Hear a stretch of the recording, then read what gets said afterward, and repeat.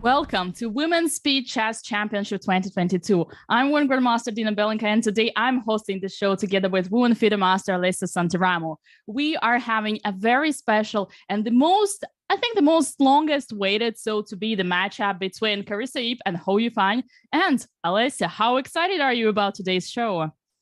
I am super excited, and hello everybody. I can't wait to see one of the strongest female of all time, Yifan, fighting against a super talent player, Carissa Yip. She's well-known worldwide, not just in America. She's passionate about chess. She also used to stream sometimes.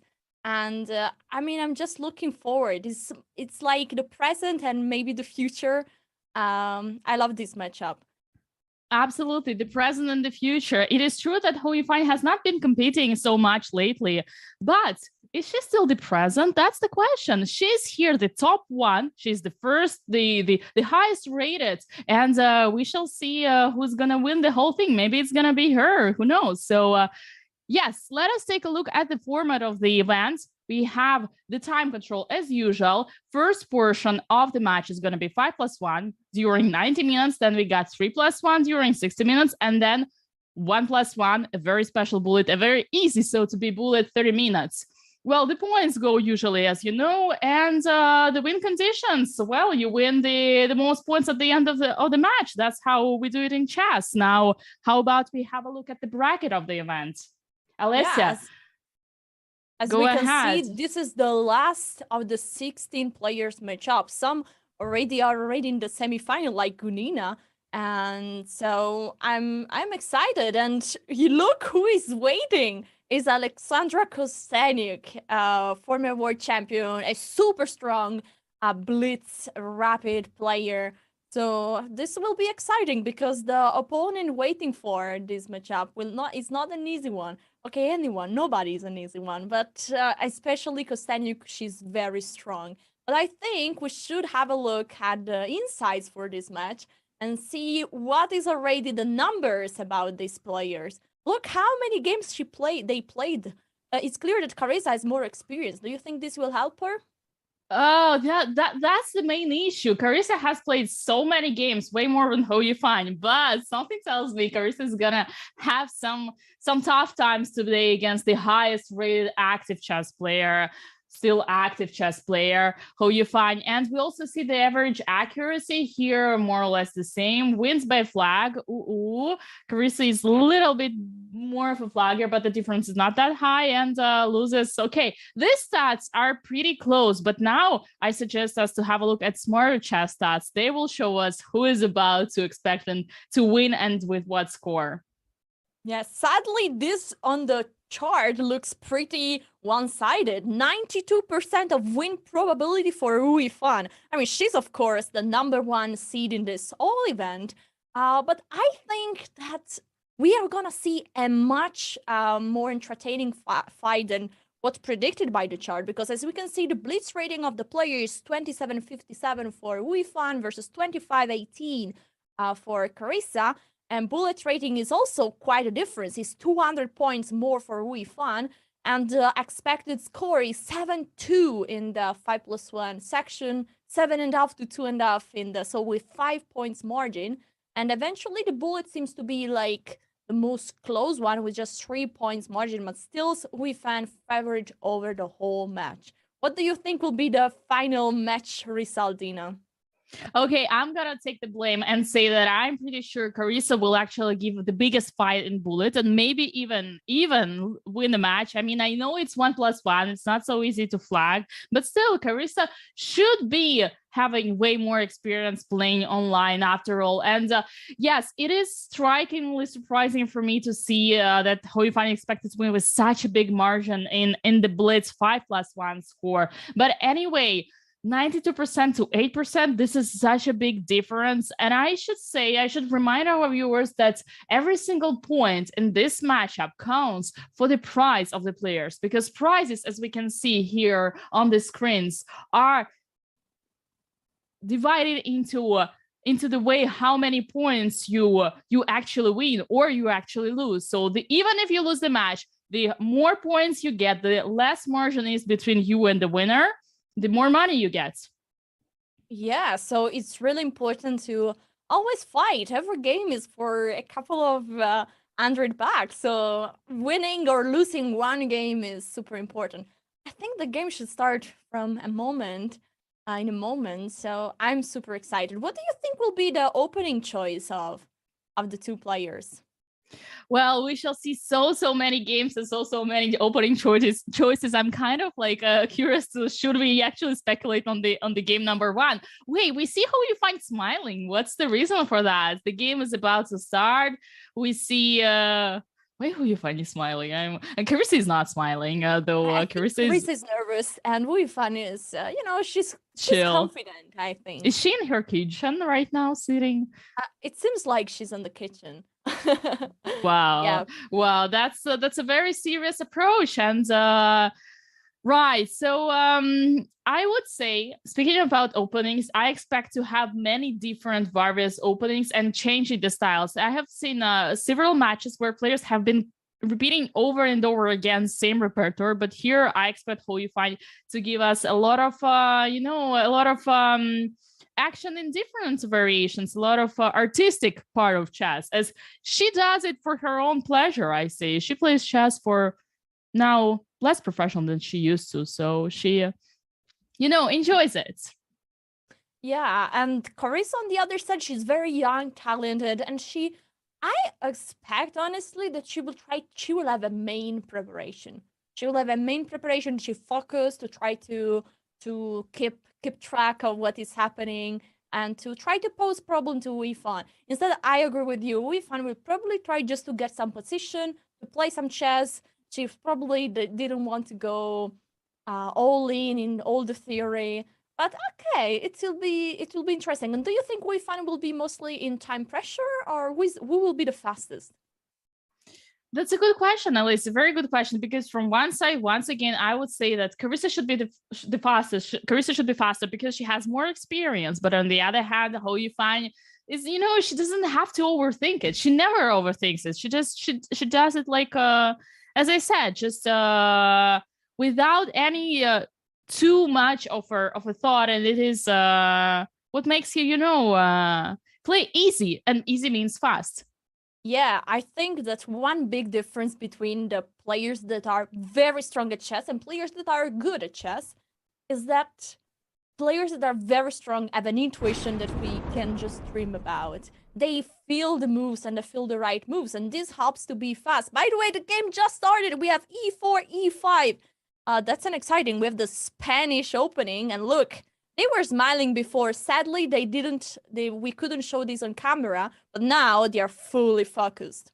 Oh yeah, there is no smile anymore on the face of Ho Yifan. We did have a look at Ho Yifan before you guys, our dear audience. By the way, huge welcome and shout out to everybody watching us right now on all the channels, Twitch, YouTube, chess. I am seeing Rui Lopez, just as you said, Alicia, and for now they are playing super fast. So means that they're in the theory. Yes, we see Bishop C2, Rook.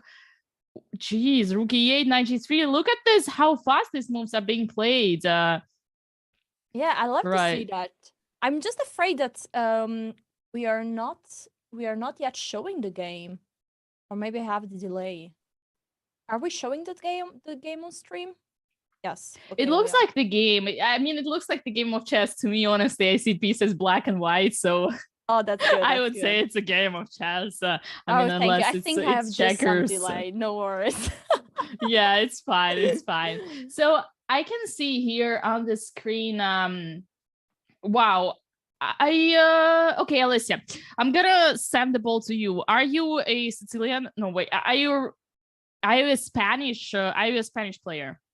I play e4 with white and e5 against e4 with black, so I kind of like the Spanish. So you played with white?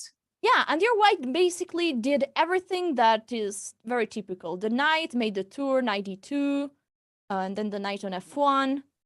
The knight is eventually on g3. A second. Yes, that's the typical plan. Also, g6 pawn stops the knight from coming to f5 and h5, so it's kind of a barrier. Here, I would always give my preference to white, but I assume as long as it's the theory, black is doing okay. Normally, in like objective way of the Spanish, black equalized. I don't know why every single time I want to call it Sicilian. Maybe Sicilian and Spanish, they both start with S. It's so close to my ear. But okay, c5. C5, but they're even two different countries, you know. Yes, because Sicily is in Italy, right? It's a region of Italy, yes. Yeah, that's great. See, amazing geographical knowledge. So c5 attacking. Thank you. Attacking the pawn on the central. In the center d4, I like that. Well, the idea of every normal, so to be opening, is to fight for the center, and this is what black is doing here. So Dina, is the pawn on b5 hanging, or is just oh no, my pawn? I think Yifan showed why. Ooh, oh no, my pawn. Capture. So yeah, the pawn on b5 was temporarily hanging, but probably white was having trouble over the c file because the queen was protected just by the white bishop, and so this could have been problematic.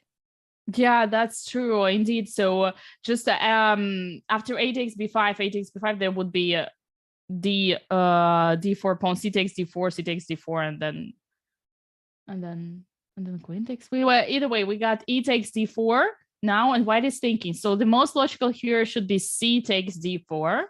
That's what they said. But is e4 pawn hanging? That's the question. Knight takes e4, bishop takes e4, bishop takes e4, knight takes e4, rook takes e4. So black has 3 attacks on e4. That's not what happened. So we've got c takes d4 and c4 black plays. Now bishop c2, knight e4. Alessia, what's going on in this game? Well, this is pretty crazy. I think that, oh my god, the rook is now unprotected. Can h6 be taken? Is h6 hanging? It looks like it is hanging, but the question is, do we want to take it? Bishop takes h6, bishop takes, queen takes. Seems to be fine. Also, knight g5 coming with the idea of mate on h7, f7. Of course, black will defend with the knight. That's what they're supposed to be doing. And here, look, Yifan is thinking a little bit more than her opponent. Yeah, and this was what we didn't expect. I mean, we know that Carissa is fast, but we thought, like, Yifan knows what to play in any situation. Look, the rook is unprotected on a8. Now the pawn cannot be captured, so Yifan took actually one of the pawns.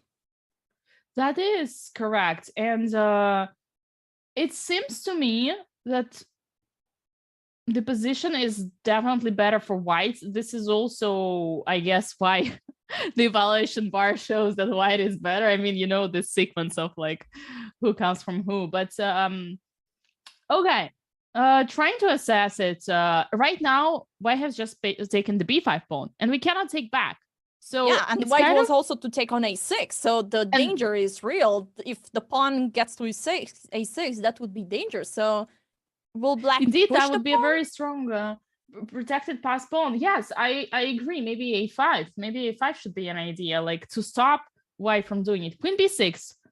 Right. The queen is on the same diagonal of this bishop, and this looks a bit you know, a bit scary. You kind of don't want to put that queen. It's called, I think it's called an X-ray. No, X-ray is with the rook, but maybe with the bishop as well, because there is this pin or screwer. Is that the way? Yeah.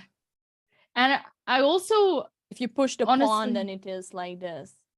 Yeah, white needs to be careful when pushing the pawn, because there is also bishop, like black bishop on g7 also opens up. So maybe sometimes it can be provocation. Besides, one more important detail, see that pawn, see that square on c5. So after d5, there would be knight c5 in a way. But now we don't have that anymore, because bishop h6 has just been played.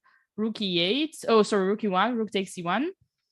And Yifan took on h6. So probably your idea is to start an attack towards the king side. Of course, black cannot really take on h6 because then it's problematic. The queen is getting there, the knight might jump, and the king looks pretty afraid of this continuation. Yeah. So the bishop is staying on g7, and Carissa is not rather inviting waiting. The queen. Not inviting the queen. That's correct, because like this right now, white doesn't have any attack. So bishop takes g7, king takes g7. Now I expect rook e7. Seems to me very tempting. Although there is also knight g5. Oh yeah, the idea to connect both moves looks really tempting. Yeah, have you noticed?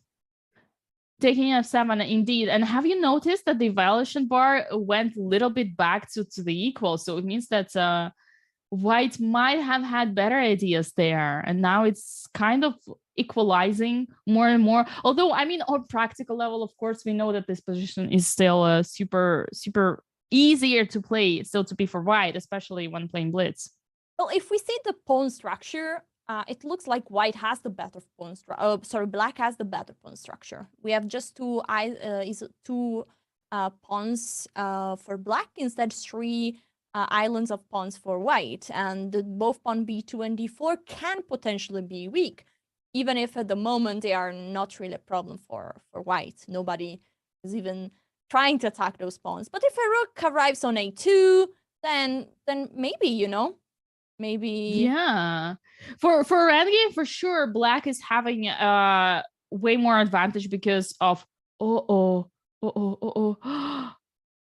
takes f7 is what? Wait, f6. Oh yeah, f6 was their move. Now white is just giving the rook. Oh no, my rook. Oh no, my rook.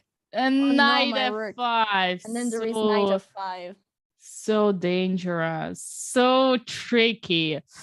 Oh, knight f5. Oh my god. Wow. There has been something. There has been something that where was the knight? Knight was in d7, right?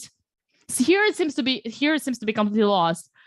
Because knight is coming to f5, and it seems like there is absolutely no way to defend. So that's it. From one move, instead of having a very nice f6, Carissa plays knight f6, and now is finding herself in trouble. Alicia just noticed one more threat. Queen takes g6. Ooh, that's lit. That's lit. There are so many threats. And now time is getting short. Yifan is also under 1 minute. She gives a check and the king needs to leave. King h2.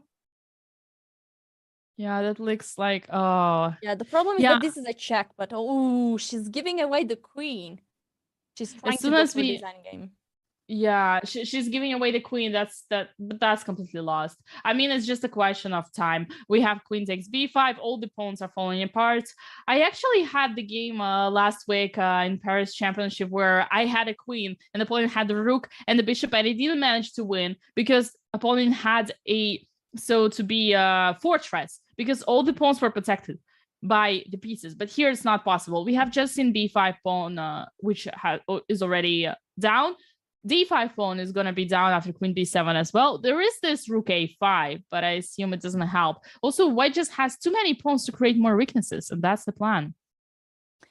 Yeah, this is also the king is super exposed. The pieces are just not coordinated in order to set up a fortress. So that's why this looks really, but it requires still some technique, because the knight is a very strong piece, especially when he's very close to the king. Because he's preventing many checks, he's protecting the king, he's protecting the pawns around. So what would be an easy way? For sure, an easy way for white to win would be to capture on d5 and starting pushing the pawns. But also, white can create a pass pawn on the king side, exactly pushing g4, h4, h5. Also g4. Pawn... Yeah. Yeah, also g4 is the idea to play g5, exactly. Now the knight, which was protecting the d5 pawn, is going away. And yeah, even if this move creates some weaknesses, I must say the pawn on g5 and f2 now are not protecting each other. It feels like a bit disorganized. Ooh, the knight on f5. I wonder why not on a4. But look at the time. Oh my god, 1 second point 4 for Yifan. This is really where's her time? Oh no. Yes. 1 second point 4. Oh my god. Oh my god, this is a check. Oh my god, 1.3. Oh my god, she flagged. Oh my god, that was, oh my goodness. What do you think are the inside emotion of Yifan now? Oh my. This is not how we expected this matchup to start. Carissa flags Yifan and opens the march with a win. That's incredible. Amazing. Dina, if you can act to be the Yifan inner voice, what do you think is now Yifan thinking? Wait, I had 3 minutes on my clock. Damn internet. Again, I can't believe. That's why I don't play online. It's all because of the internet. It's all because of the connection. Damn, this is such a moral degradation show. Okay, now we're being trolling. No, honestly, I did not notice at all myself how Yifan's time went away. And also, like, being with the queen up, you just pre-move. Sometimes you just pre-move, you play fast. In that position, black with rook and knight was the one who needed to defend. But either way, we have game 2 that has just started, and we should not spend too much time on losing the openings moves. Here we've got finally the Sicilian. You see, I've asked for the Sicilian in the previous game, and now I have it. Yeah, and one thing I think Yifan it's really to take care, because playing on 1 second increment is really tough. You need to pre-move sometimes. You need to do some safe pre-moves and accumulate one time. To play always on 1 second, you don't really have time to think. And that was very tough. Yeah. And you know what? Maybe this is also like, from one side, this point will inspire Carissa. And from the other point, it's gonna like kind of, boost how you find and saying, uh-oh, careful, you're not on your sofa, you're playing a serious opponent, you need to push your best and you need to get your opponent seriously. But I'm sure how you find gets every of her opponents seriously. Yeah, for sure. I just wanted to go through the opening. It looked really like a Sicilian, but it started like a Catalan opening, and then the pawn on c5 and d4 got exchanged, and now we are really in a similar position to a Sicilian, but the pawn is still on e2, so not a bit different. Did I just call Sicilian with a pawn e2? Yeah, you were what pretty a shame. funny there. What a shame! Shame on me. Right. You just had a dream about the Sicilian. Yeah, about the pawn structure. They say structure. that when you really want something, you need to start to envision it and then visualizing it. That's correct. That's exactly. So right now the current position is the one that we see on the live board with and the there red is a button. Big threat. Knight c7, giving a check to king and rook, and of course castle just Knight c7. Ooh, that's very sneaky. And in a way here I prefer black. I definitely prefer black here. I feel like there is more harmony, and there is like more development. Yeah, just one problem for black is the set bishop on c8. But can maybe black even play b6, bishop b7 at one point? b6, bishop b7. Yeah, that seems pretty nice. Also, the idea is that you want to to kind of calm down the bishop on g2, which is showing a lot of ambition. I just wanted to say that white has the other problem. They're a king, and white has just castle, so the problem is no longer there. Yeah, and one thing that black managed to do very early is this move, d5. I love to see this because it's mostly what black needs to do, and it's always fighting for this because this move is just opening up the position for black, fighting for the center, and then all the pieces are out in a good development. Just this bishop is a bit... oh, she pushed the pawn on d4. This changes a bit the circumstances. I must say, this knight on b5 is feeling a bit embarrassed here. Oh yeah, the knight on b5. Where is he gonna go? To a3 and then to c2, I assume. But sometimes you need to be careful with these moves as d4 because once again you open the monster bishop on g2. I mean, here it seems to be fine because there is no threat. But just keep this in mind. Okay, so d5, knight e2. Now after a6, I would see knight a3. Yeah. That's the only square where the knight could go. Ooh, e5. This is basically forcing wow, white to give the bishop pair. If h6 happens, white needs to take the knight and give up the bishop pair. But black seems not to have any issue. By the way, one thing we have to notice: the connection for Yifan is not too strong. So this could be a connection. So maybe we're not trolling after all. That previous game where Yifan lost some time. I mean, I wouldn't be surprised. I remember plenty of cases then from China there with chess.com. There has been some things, but I'm sure Yifan and her internet will do their best to win in this match and to fight as they should. Looking at the position, bishop e6. Now, where's black's advantage? Kind of disappeared. Interesting. Maybe it's because the knight is coming to d6. I hate that. I hate that knight on d6. Maybe the idea was that you were right, like to push a6 first and let the knight go back and only then play bishop e6 and d5. Yeah, it feels like now white has all active pieces. Instead, the knight on towards a3, c2 didn't look so lit. But now absolutely. It feels like white found some good coordination. And black is going for f5. This is a move, a big commitment. Pawns are never going back.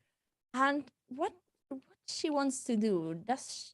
Is e4 the next move, or is I don't think f4? I think it's e4. I think it's e4 to take the center because like E4 is a central pawn. You want to push it, and the F4 is gonna just help. Also, kind of central pawn as well. Itself, yeah, E4 should be the plan for now. Normally, it's not. Wait, what? E4 the second I say it, and white immediately answers with B4. Ooh. Yeah, protecting eventually the pawn on C4 that was under the target of the bishop. There's a couple of moves, and now A6 attacking the knight. So will we see a knight land on D6? Yes, we do. Knight D6. And now the question for black is, should they capture and what? There is a knight on D6. Should they capture it? There is a knight on C4. Should they capture it? Oh, B5? Might we see an en passant? Anything? I mean, no, this en passant, no, please, no en passant here, because we should show it. We should show it. If white takes on b6, your chat's favorite en passant, then there's gonna be, oh no, my knight, bishop takes d6, and then knight takes d6, and then thank you for the knight, queen takes d6, and knight on c6. Queen is protecting the knight, not a good en passant. Yeah, so that's not the ideal en passant. So getting back to our game, we got b5, and white is thinking. It's true. There is a lot of things to think about here. That's how I would put it. Let's say knight b2. It's a very ugly move, very passive. But then the knight on d6 is not feeling so comfortable, no? Yeah, I think it's just losing a pawn on the spot immediately if knight moves away. And knight d2. Ooh, doesn't look much more active, I must say. Bishop d6, pawn d6, queen d6. Because knight is completely dominated. It cannot even go on b3 as the bishop is going. Ooh! Ah, no, it can go on b3. I just thought it was a knight hanging for a second. No, it's okay. It's okay. Don't worry. Okay. I have your knight covered. Don't worry. Yeah, bishop c4. By the way, I don't care about your knights. This is what Yifan says to Alessia. Who cares about your knight on b3? Protected, not protected. I'm gonna go to c4. How about now knight e5? You know, continuing to dominate. Okay, I think knight b3, Carissa. Oh, Carissa, who cares about your draw? Yeah, but Carissa knows that's not a draw for her. Carissa knows that's a trick. You know that famous trick. Repeat 2 times. Make your opponent think you're ready for a draw. No, Carissa doesn't buy that dirty tricks. F4, I love this move, just counterattacking the knight on c6. And maybe the knight gets some nice squares, you know, maybe can go back to f3 and then eventually to e5. Could be interesting. Also, the point on d4, this pawn is it's kind of a weakness right now. The problem for white is that white is playing on very few space. And so it's hard to bring the rooks towards the action, to find a good spot for the queen right now. Also, look at the time. Slowly but surely, both players starting to approach the time trouble. 40 seconds for Yifan and only 30 seconds to Carissa. Knight has just taken the d5 pawn, but d4 story pawn, but seems like it's not giving anything to white. The problem, I think, is that this knight is there on d4 and cannot be moved for real, because then the queen gets exchanged and e2 pawns is hanging, and this looks like a catastrophe that is just happening on the board. Bishop e2 or taking the pawn, and then the e3 is wait. Even bishop e3, more precise, just pinning the knight, taking the rook. Wow, and winning the we have rook e8, we have rook c3, we have plenty of options here. Wow. Now we find us 23 seconds. F5. I don't think she still will winning. Yeah, it's still completely winning. Yeah, just go and take those 2 pawns and check. King f7, knight c6, taking on a3, and now we're this is not rook b3. Oh, careful, not rook b3, please. Yes, rook c4. Yes, that's the way. Yeah, that's now it's over because black can just push the pawns. And, yeah, that's correct. This is how it's going. Just push. Carissa, only 3 seconds on the clock. Ooh, she goes for a last trick, you know, knight on c6, but I think this is under control. Carissa is such a great tricker. Yeah, she did a good job there. Yeah, and Carissa resigned. So we got a point for Yifan. Now the score is 1-1. Yet No, that's what I said. We don't repeat openings. We do not repeat openings. We've got Italian. Now we got Ciao amici, benvenuti in Italia. Ce l'abbiamo fatta. Voilà. Exactly. After Sicilian, that was so to be fake Sicilian. Can you please say all the Italian words you know? Auguri, grazia, bella, americano con latte, and D6 and C3. Let's go. So the opening, wow, G5. This is a new idea. Even Caruana played this move. And you want to go for a quick kill. You just want to attack on the king side. And what Yifan is playing is exactly the right approach. White, black is giving up on development in order to go for a fast attack on the king side. And so what do? You try to open the position at the center and try to exploit the fact that the black king is still stuck at the middle of the board. The pieces are not well developed, and you want to show that your development will win the tactical battle at the center of the board. But I really like the fact you putting this as Caruana played it recently, because in fact, G5, believe it or not, has been an entire meme of the candidates 2022. Almost in every single round, there has been this G5 move. And even, you know, for the first part of this G5 sequence, it has always brought only bad luck for all the players. We remember even Hikaru's second loss with this G5. Yes, so many G5s there. So just don't play G5. Just do not push the pawns that protect your king. Simple as that. It's a rule of thumb. I mean, Carissa can do it. She's international master, but not you.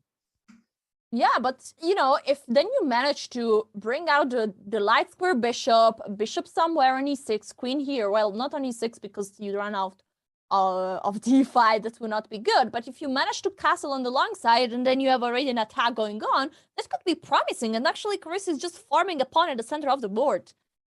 That's this is good. It's not good. What do you think? F3, I really love it. Attacking the knight, the pawn, but most importantly, willing to bring your rook to the king of the opponent. But for some reason, the opponent doesn't. For some reason, Evilba says black is better. Is that because of the knight hanging on h4? Is that the reason? Well, there is a knight hanging on e4, and black is a pawn up. So, you know. Maybe. Wait, okay, let's think. Let's use our brain. Queen takes h4, f takes e4. Then what does black have? Bishop e6. Ooh, d5. I love this move. Attacking the bishop, protecting basically f7 as the bishop is not attacking anymore. And then I think everything is working. Wow. Oh my god, that's a cool move. This is a very cool move. Okay, and after f takes e4, we're gonna go d takes c4. And the knight on h4 is going to be hanging. You want to take here? Yeah, because if you take on h4, then bishop d5 and hello f7 pawn. Do you remember me? Isn't f7 like hanging with check if you take there? No, sorry, c4. I wanted to take a c4. No. Okay, I understood. D take e4. It was like, what am I missing? Never. Of course, I want this. Yeah. So here the idea is that you just you keep the knight on h4 attacked, and you do not get mated on f7. Yeah, but maybe white will. Oh yeah, white is just moving the bishop back on b3. This is what is happening. Bishop b3. That's very serious. I love it. If now black takes the knight on h4, then it's gonna be f takes e4 and attacking d5. I mean, I'm extremely confused here because I don't understand where is black's advantage? Yeah. It's obviously not after the queen takes h4, so there must be something different. Let's think. We're definitely missing a move. Yeah, so the knight is attacked, and what if we just move it away? Like knight.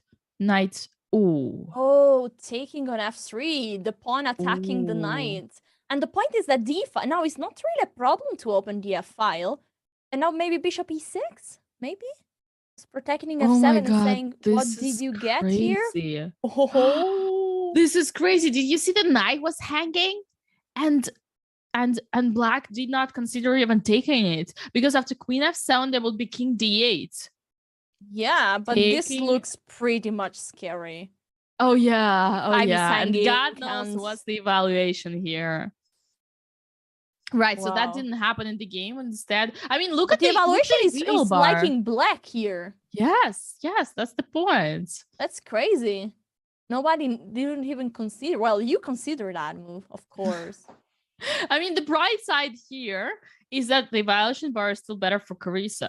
But geez, what a lie. You know, this G5 new trend, maybe it was a surprise for how you find. Maybe she doesn't study the theory that much anymore. Maybe it is actually a good thing. I mean, I'm gonna be forever skeptical about this G5, but still, I'm fine admitting that it can be a nice idea. Well, even if it's a bit suspicious, I'm happy that this idea can still be played at top level. And yeah, it's just giving chess some interesting lines, and we see this game is super nice to watch. Now I think black gets a nice counterplay. Long castle is incoming. The bishop can develop easily. A rook on the g file. e4. I love this move. Attacking the queen. Are the problems over for black now that she castled successfully?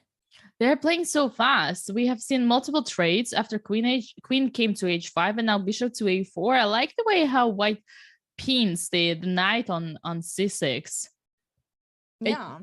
Speaking of the problems, the knight on f5 looks really great. You know, they say the best squares for knights are f5, f4, c5, c4. This is where white's knight is right now.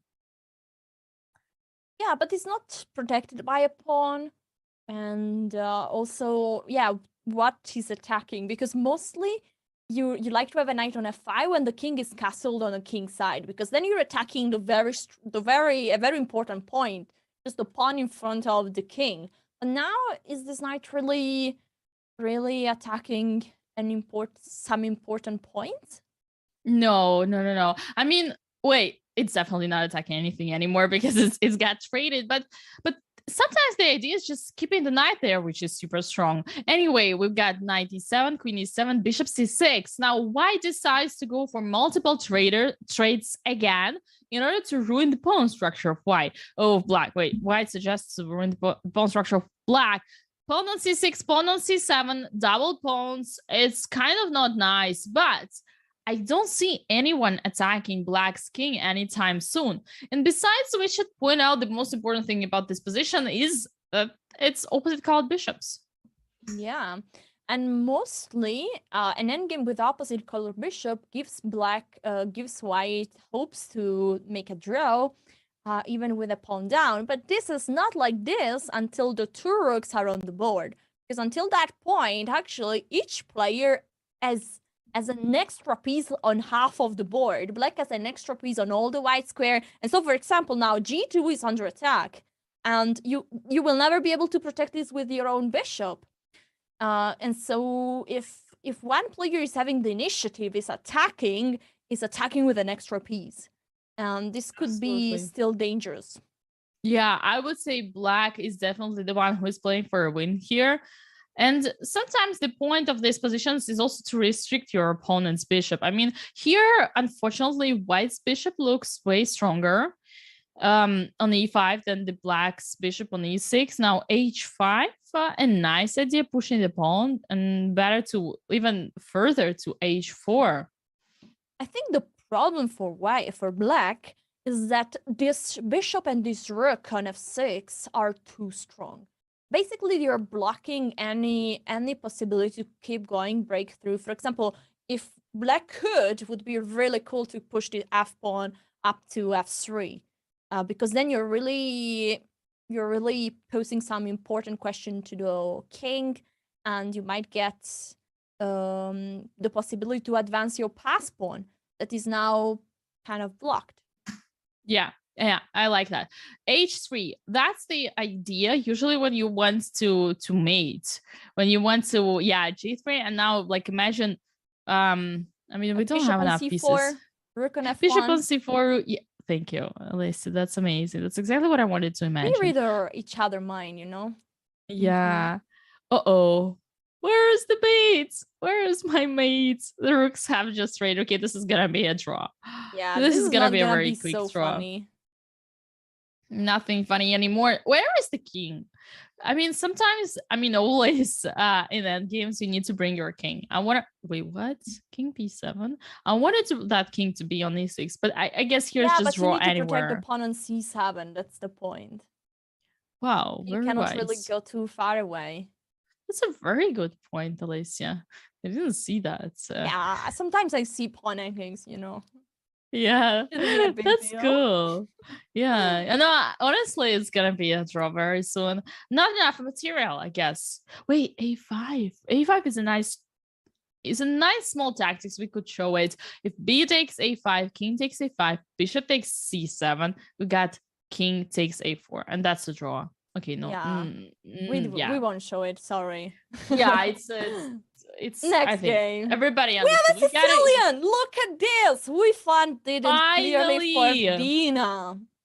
For Thank sure. Thank you, Fine. Finally, I we would got have done it. the same, Play the open still against me. Do you like Sicilian with e6? We are in the time variation. Yeah, I had this game recently, a couple of days ago, and I really enjoyed it. So now I do. Now I do. Okay, so here white has so many different options. I'd say I once tried g3, bishop g2.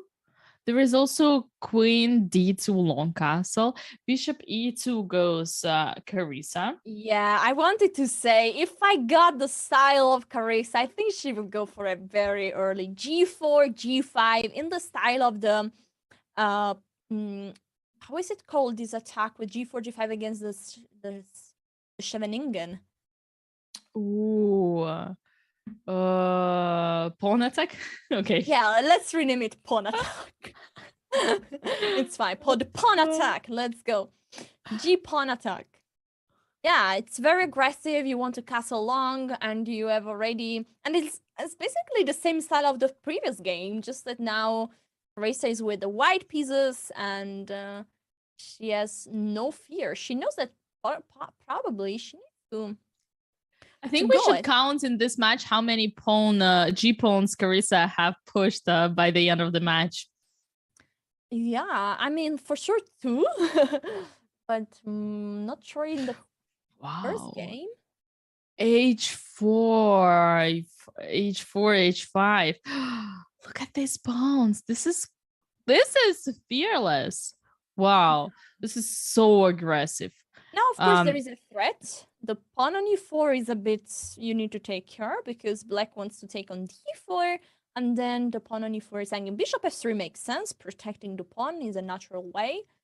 And now, how is white? Well, how is black first trying to deal with this attack? And then, which push do you think white wants to do? g6 or h6, I think? I think just one of the two. I think both should be good here. Definitely both should be good. It depends on, let's say, the mood. It depends on the sequence. Wow, this position is so rich of ideas for whites, to be honest. And yeah, I love it. Yeah, it's...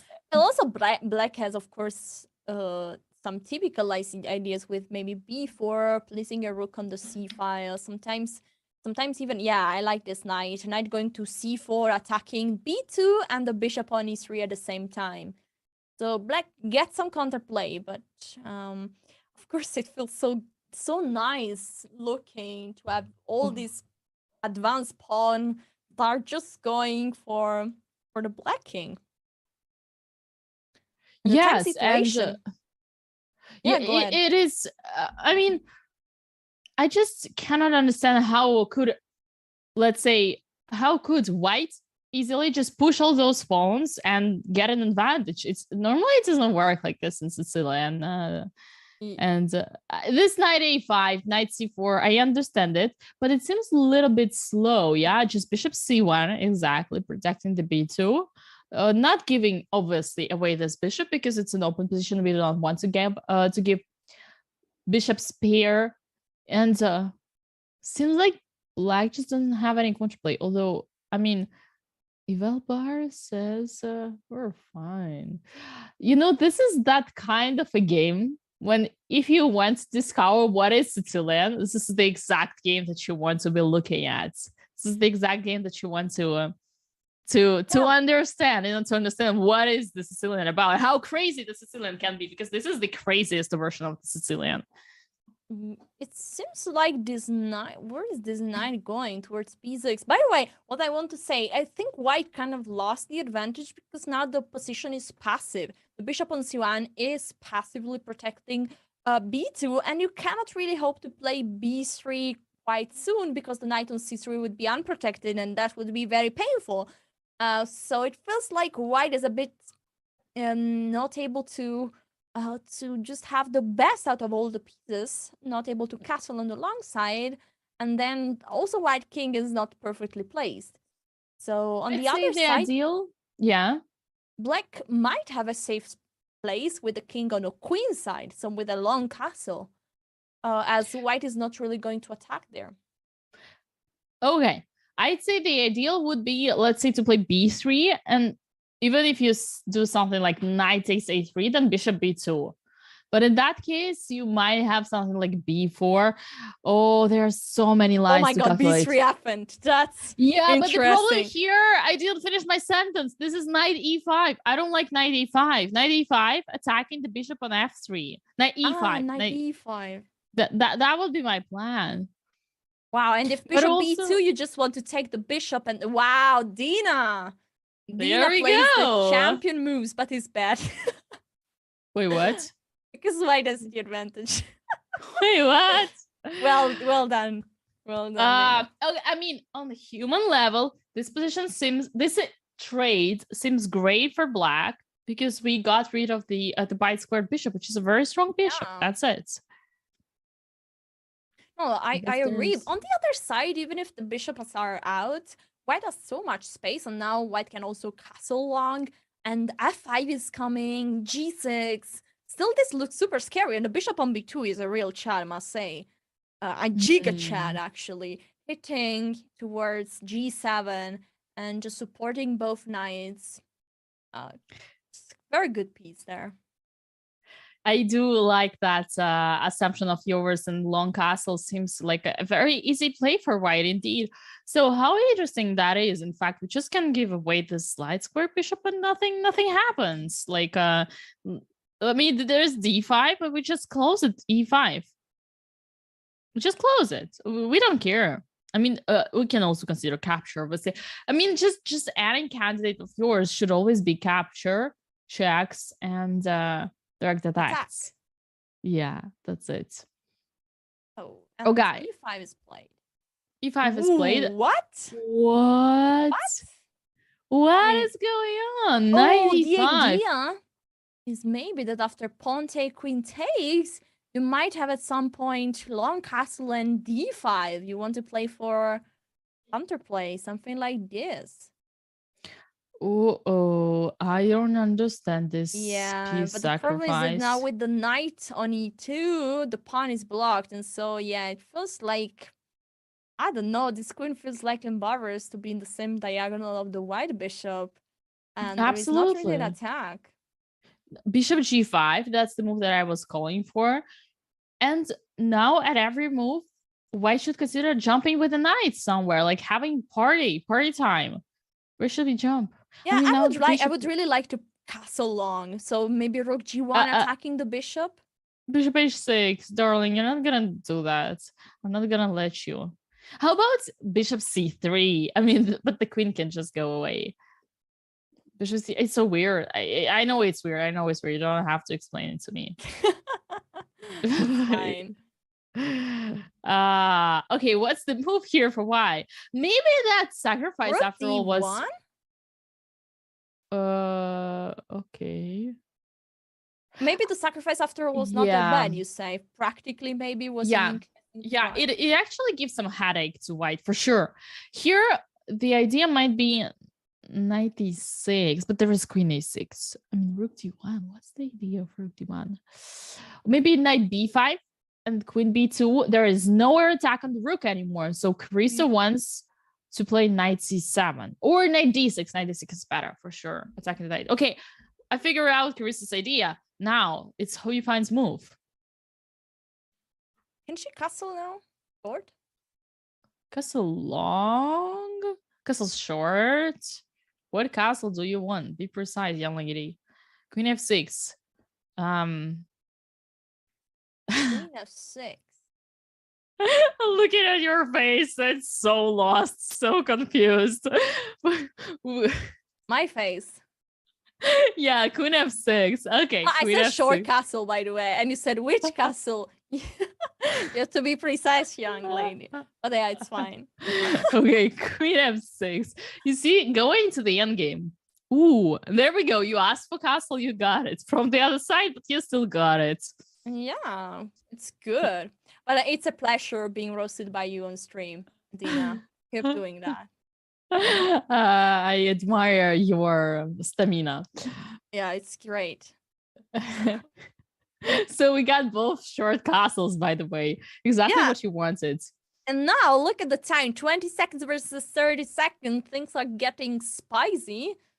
And but with the queen trades, must say, probably white solved quite a lot of problems. Yeah, there is one more problem that whites need to be careful of. It's the time. Ladies and gentlemen, 12 seconds. I thought it was the bishop only. on b2 protected, but no, it's the time. Sure. It's the time, yeah. Oh. But what was the idea of rook c1? The pawn is... What? Oh, no. Wait, no, don't repeat. We don't repeat. Oh. Do you see how in this match, every single time the side that is lower, there is looking for a draw, refuses the repetition because they know that those are very, very cheap tricks. You know, repeating position 2 times, assuming you want repetition. No, you don't want repetition. You just want to gain time on clock. Okay. Yeah, these bishops are looking scary now. Did you see how c2 is hanging? Just 3 seconds for Carissa. Biggest... No, the rook on g1 is tricky. The bishop on g7 feels, yeah, just king away. Take. No, knight h5 idea. Knight h5! Bishop... There was knight h5. Oh, now bishop h6. Ah, bishop g5. Bishop h6. Yeah, bishop g5 is also now bishop fine. f6. What? Wait, what? No! What? Counter flag! Lost on time! I told you the time was the issue. Whoa. Ah, you're a pro. Crazy. Oh my Carissa God. was completely winning. She was with the piece up, meeting your king, opponent's king. Dina, I think you jinxed her, honestly. Yeah, you gotta take the blame on that. I did. I'm taking the blame. It was my fault. Okay. Okay, we have another Spanish. We have this time the Breyer with the knight on b8. Yeah, we're reaching similar. This is lots of theory. I think bishop g5 now. Oh no. But yeah, this position has been reached probably plenty of times. But okay. Yeah, definitely. I mean, most importantly, it has been already reached in the first game. Yeah. So now we know how it's called. Okay, Hou Yifan is thinking. I mean, Hou Yifan is not thinking, but Hou Yifan is the one who has, you know, the pose of a thinker, trying to remember the opening, the line. Oh, she's concentrating. I love that. I never concentrated like this in online chess. Should take it as a good example. Imagine stopping. I never concentrated. Yeah, this usually happens when you're a streamer and you play Title Tuesday or chess.com Global Chess Championship. There we go. Another another CTA nailed it. Bishop h6. I like that move, trying to attack on h7, soon to be. But the h7 is protected. Bishop h6, queen h6. You know what could be a cool move now? Yeah. Tell me. Knight f5 for white. And then, oh no, my knight! And then bam, you go with the queen. Okay, let's do just a random move for black. And then bang. I hope it works. Hanjin, please be with me. Yes! Queen g5, let's go! and you give mate. And such a pity to see that. Yeah, no, I'll never take your knight. I'll say, well, but then I take your bishop with the knight, which is no, I'm gonna go bishop h8. Calm down. I'm gonna go bishop h8. I mean, not here. Oh, here? Wow. Okay. I love this. She just said, wait, not here, and then she realized it's happened. No, but my idea was with your exemplary bishop, random bishop a8, knight f5, bishop h6, bishop h8. But here it makes even more sense, honestly. You know what? The beautiful thing about it is that I'm gonna say how strong you are and say that knight f5 is still a great move. Yeah, let's go. Also, Knight h4, f5. h5 is always an idea in these positions. You know, you want to target that pawn on g6. Let's see. I'm curious. Bishop c2. No, we have time. We're not in a rush. That's what White is saying here. We have time. Well, but sometimes you gotta exploit the momentum and get with your pieces in the best square. I love that. Also, do you always take momentum, Dina? Do I take momentum? I always take momentum. I even take plenty momentums. Another momentum here, which could be, is pushing the h pawn. What do you think about it? h4, h5. Yeah, and, you know, I love this idea. Just trying to get rid of some pawns in front of the king and then get some space for. Sometimes even is a possibility to bring, for example, the knight on f5.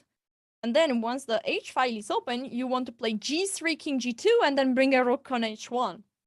Exactly. It's crazy how the Spanish is nearly can move very fast from being an open position to a closed position. So, for example, if the move d5 and c5 are happening, then the position gets very close at the center, and so this side attack can become very powerful.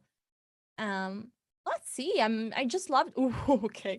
As D5? I said, what? D5?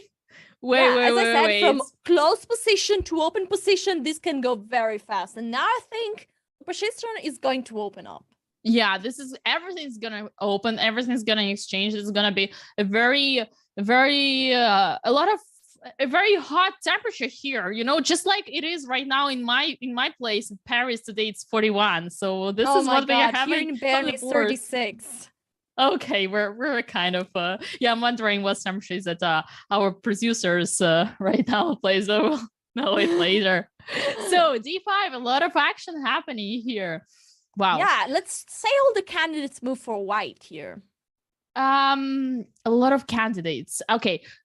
Every single time you consider all the captions. So yeah. Well, first caption. We are too late. The capture already happened. White took on d5. And now there are also, of course, the candidates to take on e5, but I guess Yifan will play another move. You guessed it correct. Bishop g5. Congratulations. Another move. Now f6. After f6, shall we sacrifice? I really want to sacrifice bishop f6. Wait, what? Now black is the one who offers the bishop trade. That's something new. I think bishop takes Carissa f6. just didn't want to make the move you suggested. Knight f5, you mean? No, wait, move f6. Capture. f6, yeah, f6. Just the same. No, I can't do the same, that move. Yeah, well, knight f6, yeah, it would. You say that it would be a loss of pawn otherwise, right? Not necessarily. We could just move. I mean, there were so many moves, but we're not gonna dive into the position that has already passed away. Yes. Queen h6, knight g5, and then we gotta find a way to remove this knight and give mate. Ooh, you see? We fought. Yeah. I mean, we are on the same line. It's easy. Now it's easy. It's I mean, it's natural. One more thing I wanted to say: when black played d5, even though now everything changed and white is better again, but whenever you are under attack, the best way to react to it, to try to stop the attack, is to open the center.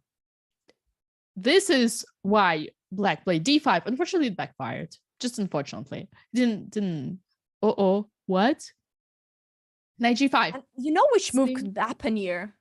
Knight Knight H5. H5. Oh my God, Yeah. Dina, let's go. We were aligned. Exactly. I love this move. Oh It my didn't God, happen. is Knight H5 happening?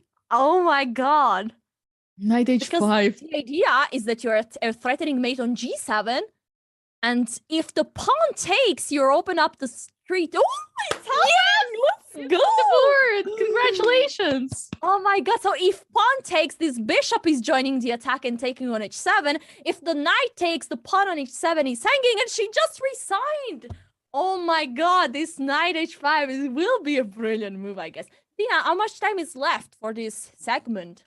We got a lot of time. I mean, it was 90 minutes, so we got 1/3 of the portion. We got 36 more minutes, and there we go. Yifan took a very short stand up and sit down break, and now we got another Sicilian. That's beautiful. Probably took some water or so. Okay, Sicilian, let's go. A6, another Sicilian. I told you, Lisa, in this match, we're gonna see various different openings, and that's why I love watching how you find games, because they are you can have so many different scenes in one piece. Yeah, I love it. Theater. I agree. It's beautiful to see different openings, different ideas. And but what I see is that Carissa has her style. I mean, she's an attacker. She goes for it. Yeah. Also, A very against dangerous one. she goes for one of the most critical line. I mean, a Grandmaster once told me I was studying the Najdorf, and he told me, good luck with the Najdorf. White in this position has at least 16 good moves. But Bishop G5 is a very challenging one. There is lots of theory, lots of moves to know, and you know, it's very critical. So I'm curious to see which approach will Black choose now. B5. Ooh, B5. All right. Another sharps. Yeah. The idea generally for White is to go on with long castle, G4, and go for an early attack, sometimes even taking on F6. And yeah, Bishop D3 is also a normal move. And Black wants to, as always, as typical in any Sicilians, to counterattack on the queen side. That's it. And we just seen the scenario of this in the previous Sicilian game, and now we're seeing it again. Extremely sharp. I wouldn't be surprised if White's phones would, go to G4, H4, H5, G5, like in good old times. Here, in this particular position, White has different options, such as Bishop takes F6, changing the pawn structure, F5, changing the pawn structure. That's it. These are two that give me the advantage. Well, also long castle is a possibility. Oh, you have to be careful about, B4. So bishop take f6 is a serious move here. And now, ideally, what White would like to see on the board is to see f5, e5, and then to place a strong knight on d5. Long castle, your favorite move. Look at this. Yeah, I love long castle. Yeah, and now the rook is participating in the attack. I love White's position. It seems like from one side it's super sharp and attacking, but from the other side it's very classical and solid, because all the pieces are doing great. All the pieces are developed for. I was kind of hoping for one of the knight to go on d5. Is like rook he1 possible? Oh yeah, knight d5 is also my favorite, to be honest. I'd love to see that. Yeah, rook e1 with idea knight d5. I mean, queen h5 is definitely not worse. And it seems like this opening choice has been a complete success for Carissa. Can long castle be a possibility for a black? No. Long castle. F7 is protected. Yeah. So why not? Why not? Theoretically, I'd say yes. Because, I mean, the king is not really going... I mean, I really want to see rook he1 preparing knight d5. Because knight on d5, okay, now the bishop is back on d7. That's a very important point, Alessia. In fact, by playing bishop c6 to b7, Yifan basically says, I expect knight d5, and I don't want to have a tempo like this. Yeah. So change here. She played f5, which is a bit more positional approach. Yeah, because you fight for the d5 square, right? Now, the only move I see would be actually long castle in order to, keep that pawn on e6 and to protect that square on d5. Because if you push like e5, then it's going to be just knight e5. It's catastrophe. Well, not immediately, maybe. Ideally, would be to exchange the bishops, the light square bishops, and then to have a very strong knight against the dark square bishop, which is a very sad piece. But when we have a move is b4, attacking the knight, and the knight goes back, and now e5.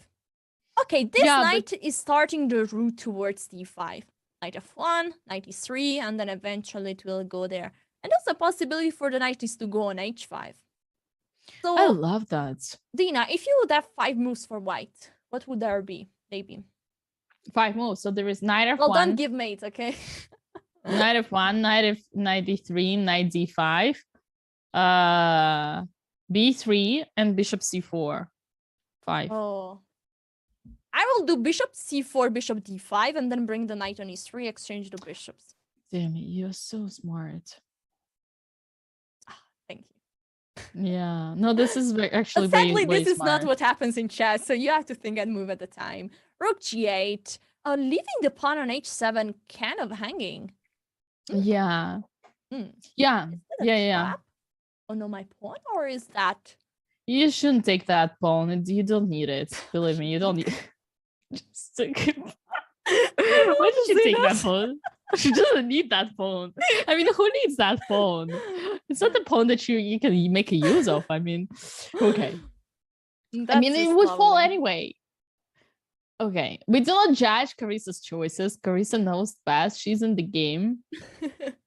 Now the queen can just go back. Queen h5, maybe queen d2. The game, I think rook h5 just saying the queen is not going back. Queen h3 maybe. Oh, what's that? Mouse sleep? Wait, what? What is c3? The idea is probably b takes c3, rook c1. Yes, but there is something wrong about it. There is bishop g7 and rook h8. No, yes, bishop g7 and rook h8, and the queen is trapped, my dear. Oh no. I mean, there needs some lines to be calculated because b takes c3. But I told you, do not take that pawn on h7. No, I mean, it's not Dina was right all the way. Yeah. Bishop g7, c takes b4. Now we need to make a quiet move, something like king b8, saying, I do not care about your rook coming to c1. Yeah, and then even if rook c1, we're gonna go queen e7 and rook h8 is coming for you. Yeah. And doesn't look easy. I mean, what can you do here? No, seriously. I mean, you have to do queen h4, knight h5, and give a piece in order to bring back the queen. By the way, we have a move on the board. And no, Dina, you saw it all, but Yifan played the move b3. Well, it's kind of an interesting idea anyway, because she wants to attack a2 and then playing bishop g7 without give the possibility of open the c file. But now Carissa probably took the right decision, just going back with the queen, ignoring a2, and then the knight from g3 can always be moved and the queen is back. I think Carissa could say it. I mean, playing queen h3, it means for sure she understood there was bishop g7. Wow. Bishop e7 now on the board. Knight is gonna go to let's say f1 as we expected. F1 e3. Oh, this is wait, why? Closing your bishop. I mean, it's controlling. You want to avoid d5. This is probably the idea. Because if not, then black bishops are starting to be really strong. I kind of dislike the idea of improving your pawns before improving your opponent's pieces, but I assume on knight f1, Carissa was afraid of d5 pawn break. That would actually explain it. Yeah, I like this queen f5, avoiding just knight f1. So the knight goes on e2, but now the knight gets also the square on c3, which is very nice. Aiming for d5 and threatening to capture the pawn on e2. By the way, let's mention something about the pawn on e2. Many players might think that pawn is so strong attacking, but actually that pawn is very good for white. White doesn't need to rush on taking that pawn because that pawn is protecting. It's protecting. And the difference between having a white pawn is that any black pieces can capture that pawn, but black can never capture his own pawn. So actually he's doing an amazing job protecting the king there. Yeah, that's actually, to be honest, it's a grandmaster level of strategy. A2 pawn is the perfect defender of white's king. How weird is that to you? It is actually true. And now I am looking at a very interesting line of knight d5. And the question is, does black wants to give? And that's an answer, yes, black wants. How good is that? I'd say now we play just g3. Yeah, g3, I love this move. Just saying those two black rooks are stupid pieces. Just hitting on nothing. I like bishop f1 even better because he's letting the queen go on the surge rank. Wow. Oh my god, c5 just opening the file. Now the game is getting into the sharp. Yeah, very wild. The bishop on f1 attacking h6 with check. The queen ready to join the queen side at any moment. For example, queen c3. The knight also threatening a check on b6. This looks so good for white. Oh my god. This is so wild. This is so wild and so dynamic. I'm very I honestly love to see it. Bishop take h6 with check, king c7. Now queen c3 looks like, oh my god, how queen are you? b3. Oh, queen b3 even better. Eating on f7, and b7. Everything is coming. No, b7 is there is a bishop. B6. Let's say I just confused one square. Yeah, b6. B6 yeah, and that's f7. what I meant. 3 seconds for Yifan, 2 seconds. Oh my god. Just 2.5 seconds. Now, will f7 just capture our b6? I think she's just thinking about the check, but just do a move. 8. Okay, 8 seconds. She now can give another check. I think she was calculating. And now you can take on because c5. here you need to be careful so that the king doesn't run away. Oh, but why not to give a check on c5, avoiding the because there is a bishop on g1. Ah, damn. Those bishops are tricky. Yes. Hey, but look at the evil bar. You know, this is that moment when I'm kind of like, it's true that Carissa is, oh no, this is gonna be a draw. This is why people say the chess is draw. I mean, after all this mess, all this wild, all this craziness, we had a draw. You know what? Wow. I think bishop f1 was a mistake. I think g3, I mean, yes, so many wild lines and white should be winning everywhere, but in practical, I do not think that one should, g3, my favorite, and bishop g2, that's what I play. Okay, so to finish my point, in the previous game, I think when you have a big advantage, you have two ways. Either you want to win it concrete or you want to win it solid. I think you do not have to rush into the concrete because you just give your opponent chances. You just give your opponent hopes. You just go with solid and you know that there is just, your opponent cannot do anything. You will win slowly but surely with an extra queen. Yeah, but you were talking about the previous game, right? And there were 2 rooks against the queen. So how do you win slowly if the rooks are then the king was weak. The king was weak. So you would just go g3 and then you would just, and as you said, the rooks were very, very passive. That's so true. there was time. Okay. That's true. Let's see what we have here. New game. Double finger. Do you like this? Yeah, I do. I enjoy it so much. Oh, nice to hear that. Do you like it? I prefer the single one. Okay, but here, see, there is the bishop on g2 and like it strikes the whole diagonal, and there is another bishop on b2 and they strike like this the whole board. Isn't that fancy? I love it. Yeah, also the bishop on g7 is the strongest piece of black, so you're kind of neutralizing the strongest piece of black. And the bishop on g4, I have no idea what it's doing there. Yeah, it's I can at any point going back on h6 or also going on h3 and try to lead your favorite piece, the bishop on g2. Yeah, I mean, here on practical level, maybe black is doing okay because they have center, so they have possibility to push e5. Let's say knight b6. Is that threat? Yes, Well, I yeah, it's a agree. threat, It's I a guess. threat. It's a threat. It's a But good think threat. I agree. she will see that. Yeah. Yeah. Carissa will see it. How about Queen C7 or Rook D8 or Rook B8 or Rook C8? You choose, whatever. I don't know. My first instinct is Rook B8 because you are in the most open file, but it's not so much open because the pawn is on B3, so not sure, but just a way to place the rook. It's not clear. When the position is still with many pawns, it's hard to find a good spot with the rook. So I guess that's why you were saying you choose Rook B8, Rook C8 because, well, wait, Rook C8? Rook C8 maybe not, only square not. Rook D8 you were saying. Rook D8. Yeah. Rook D8, Rook C8, you're right. I should blunder it. I can admit it. I blundered knight B6. Yeah, Rook D8, exactly. Rook B8, is that happening? Yeah, that's happening in the game, correct? Yeah, and we have now C4 now. Ooh, I love it. I like the way how Yifan plays according to the position. She does the all natural plans, and Carissa needs to find her way through it, you know? Yeah, also one thing that's that we saw from Carissa, she's a great attacker. She loves to have the initiative and to attack.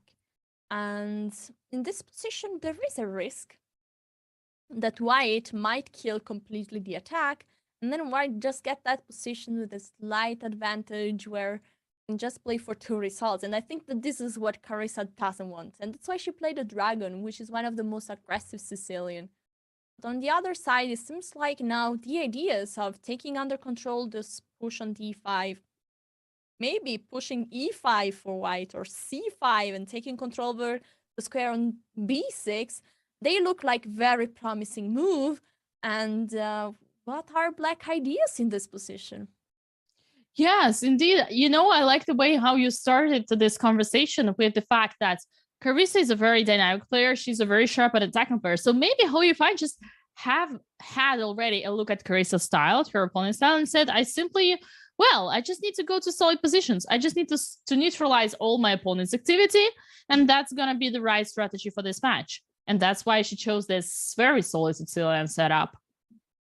Yeah, that's why preparation for a match is so important, because it's not just about moves, opening theory, but it's about style. The pawn on c5, just goodbye, my friend. That was a very small little blunder. Yeah. Which cost the pawn, and the pawn is a lot. And here should be a very easy plan now for white. Just bring the knight on d5 and convert the extra pawn. And f4 also, and rook d3, and even like our classical h4, h5. Oh, could be so painful for black. Yeah, that pawn was not a blunder for sure. Yeah, now white. Just what is the real problem is that now there is really no counterplay for black. It's very hard. Now d6 is another weakness that can be attacked many times. I like your idea, h5. h4, h5, as you were mentioning, creating just a new point to keep the attack. And yeah, it feels very hard to play for black in this position. Just exactly. Is the knight on f4. I don't like too much this knight now. Yeah, you can even point it for orange if you don't like it. I think just everything what you don't like should be in orange. Okay. Can you point it in orange? With the orange. Yeah, perfect. No, that was a reference to me, but it doesn't matter. Queen f3. Okay. You know what? We already mentioned that e6 was forced to block the d5 square. And it was indeed weakening the d6. So now it's just an extra weakness. You said it. I just wanted to point out that the idea was that knight d5 was so unwelcome that black had to play e6. Yeah. But now you see this typical plan, h moving h4, h5 is actually to weaken even more the king. You know, in chess, if you want to win the game, you need to create weaknesses to your opponent. Usually one weakness is not enough. Let's say one extra pawn is one weakness, but you need to create a second one. Here you have d6. It's a half weakness, let's say. And now we're going for the third weakness to open the king. Automate. Yeah. Could be also an idea to push h6. Many times I thought like h6 is like killing the attack, stopping. But that pawn on h6 is such a good piece for an endgame, because basically the king is stuck there. Needs always to keep under protection h7, because if that pawn is falling, then it's over. The pawn is just too close to promote. And so h6 is an additional idea in case you don't have an attack going on. But of course, you want to keep it flexible as soon as you can. Yeah, So, another good thing about this h pawn is that you don't have to rush. You can even play queen f6 first and then c, because at no way does black want to take that pawn on h5, and you always have the rook on h1. Oh, this looks like a very soon to be over game. One more thing I want to add about this h6 pawn, bright side about it is that some people think it's amazing for attack, you know, like mating on g7, bang rank max, all that stuff. It's super cool and chill. But another good point about this h6 pawn is that it can be a very important tool in the endgame, because even in the endgame, in this, let's say, rook endgame, it serves as a very, very, very big advantage. Yeah, exactly. And it's can be, now the point is here, ooh, f5. Ooh, I was surprised. that's I was wild. thinking rook take b3 was the natural move for black. But f5. I mean, this feels like a desperate move. Rook e1, protecting the e4 pawn. Yeah, f5 is desperate, but you know, when you think about it, I mean, black is completely lost. So f5 is a good practical chance. And let's not forget that here in Women's Speed Chess Championship, every player is fighting very hard for every single point, because even when you're about to lose the match, I mean, now it's too early to do it, but we should remind that every single point counts if you want to have a bigger prize. Yeah. And we are very far away from this match to be defined, because we are 4-2, but all the games add chances for both players. We have seen different different flags, and comeback, so it's interesting. And now the time is going to be always shorter and shorter, and the shortest the wildest. So I'm expecting some exciting matches. I mean, they were all exciting up to this point, but it's even more exciting as soon as the time is getting shorter. Yeah, now it's getting very, very spicy here for Carissa. Only 13 seconds, and how you find? Look, she learned her lessons. She has 1 minute. By the way, Alyssa, remind me, did we see both players getting flagged? Yes, first round Yifan Wow. was flagged in a completely winning winning position with the queen versus rook and bishop, and then Carissa got flagged also in a pretty good position. Yeah, with an extra rook, almost a piece, and soon to be a rook with bishop f6. That's it. So a lot of comebacks, and yeah, they're treating each other with lots of respect towards. Like, if you, I don't want to win a game by flag, so I give my flag back. Queen d8. D8 and queen e7. And then queen e7, and if rook f7, queen e6. take on e6. Yeah. Okay, time is over. That was a GG. So the prediction, I think, for this match was that this segment would finish, I guess, 7-2, according to Smarter Chess. We're getting there. Wow. For now, it's 5-2. We got 13 more minutes, but 13 more minutes, it actually means at least 2 more games. At least 2 more games. So maybe even 3. Probably 2, just 2. Yeah. Ooh, G4 again. No way. G4. Someone is somewhere is very this is the Keras attack. Yeah, Keras attack. That pawn, you know, you remember the pawn attack that we were looking for the name? Yeah, the G pawn attack. Keras attack. I like it. I would even suggest for saving us another time. Yeah. I mean, as long as it's not grab attack, I'm fine with anything. Well, we'll talk in another contest about the grab attack. But guys, you should check it out. A great opening, yeah, for sure. So bishop b2, bishop b7, sorry, attacking the e4. How about bishop g2? Should be the most logical way. What is, knight g3? Yeah, also perfect.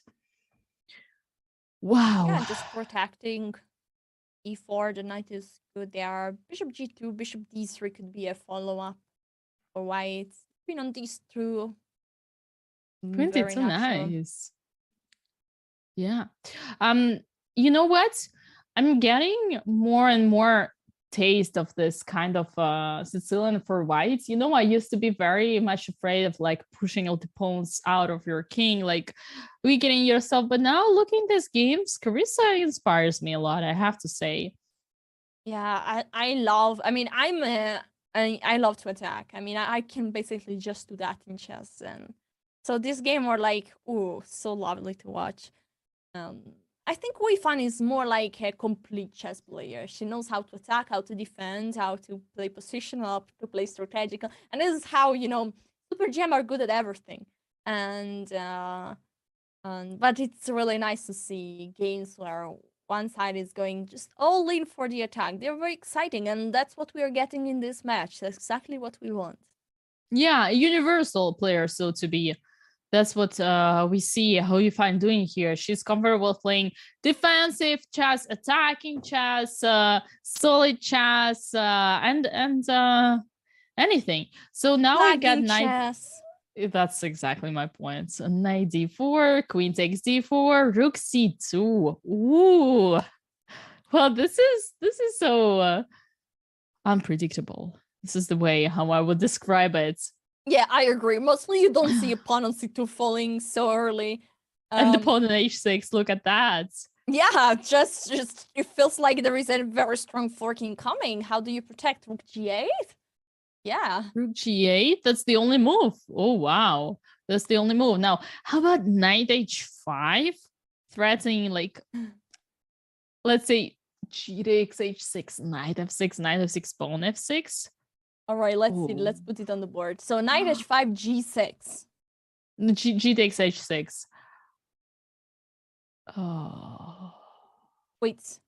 No, you want to see g take h6. Yeah, but I mean, yeah. Yeah, we shouldn't dive in too long for this line. It's just I'm speculating, not more than that. Queen takes b4.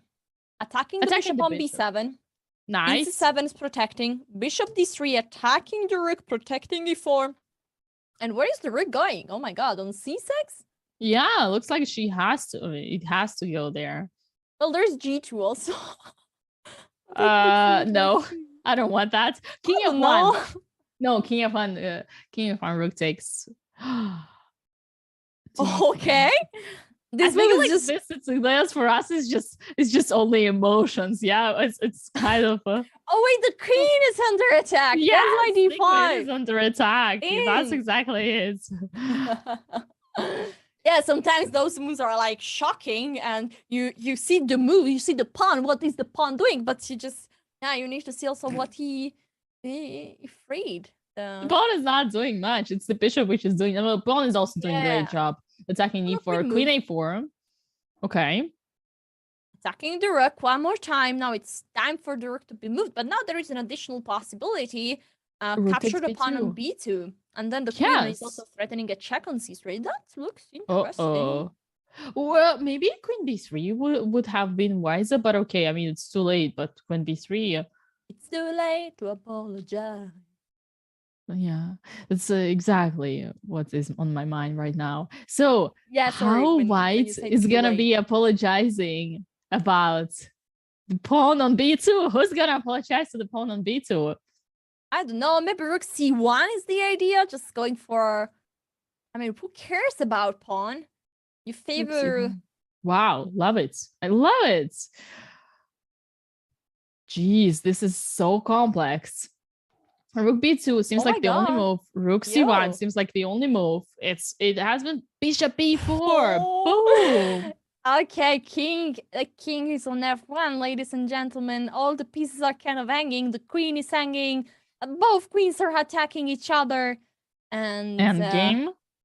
Okay. We don't want an end game. Do we have a choice? Well, queen d1 is a choice, but I don't know if it's a good choice. But in that game, black is definitely better because they have super active pieces. The rook on b2 is very active. Oh, e takes d5. Now after bishop takes d5, there is rook c1. Bishop d8, rook c8, bishop d8. It's unpleasant. But Bishop b6 is not way. possible because knight is protecting. So maybe, yeah, there's your rook there. I mean, bishop d5. Let's say I call it as a bishop d5. Yeah, and if rook c8, bishop No, d8 is don't. Yeah, bishop d8 is forced. Yeah, that's the way. Now we see how Yifan is thinking.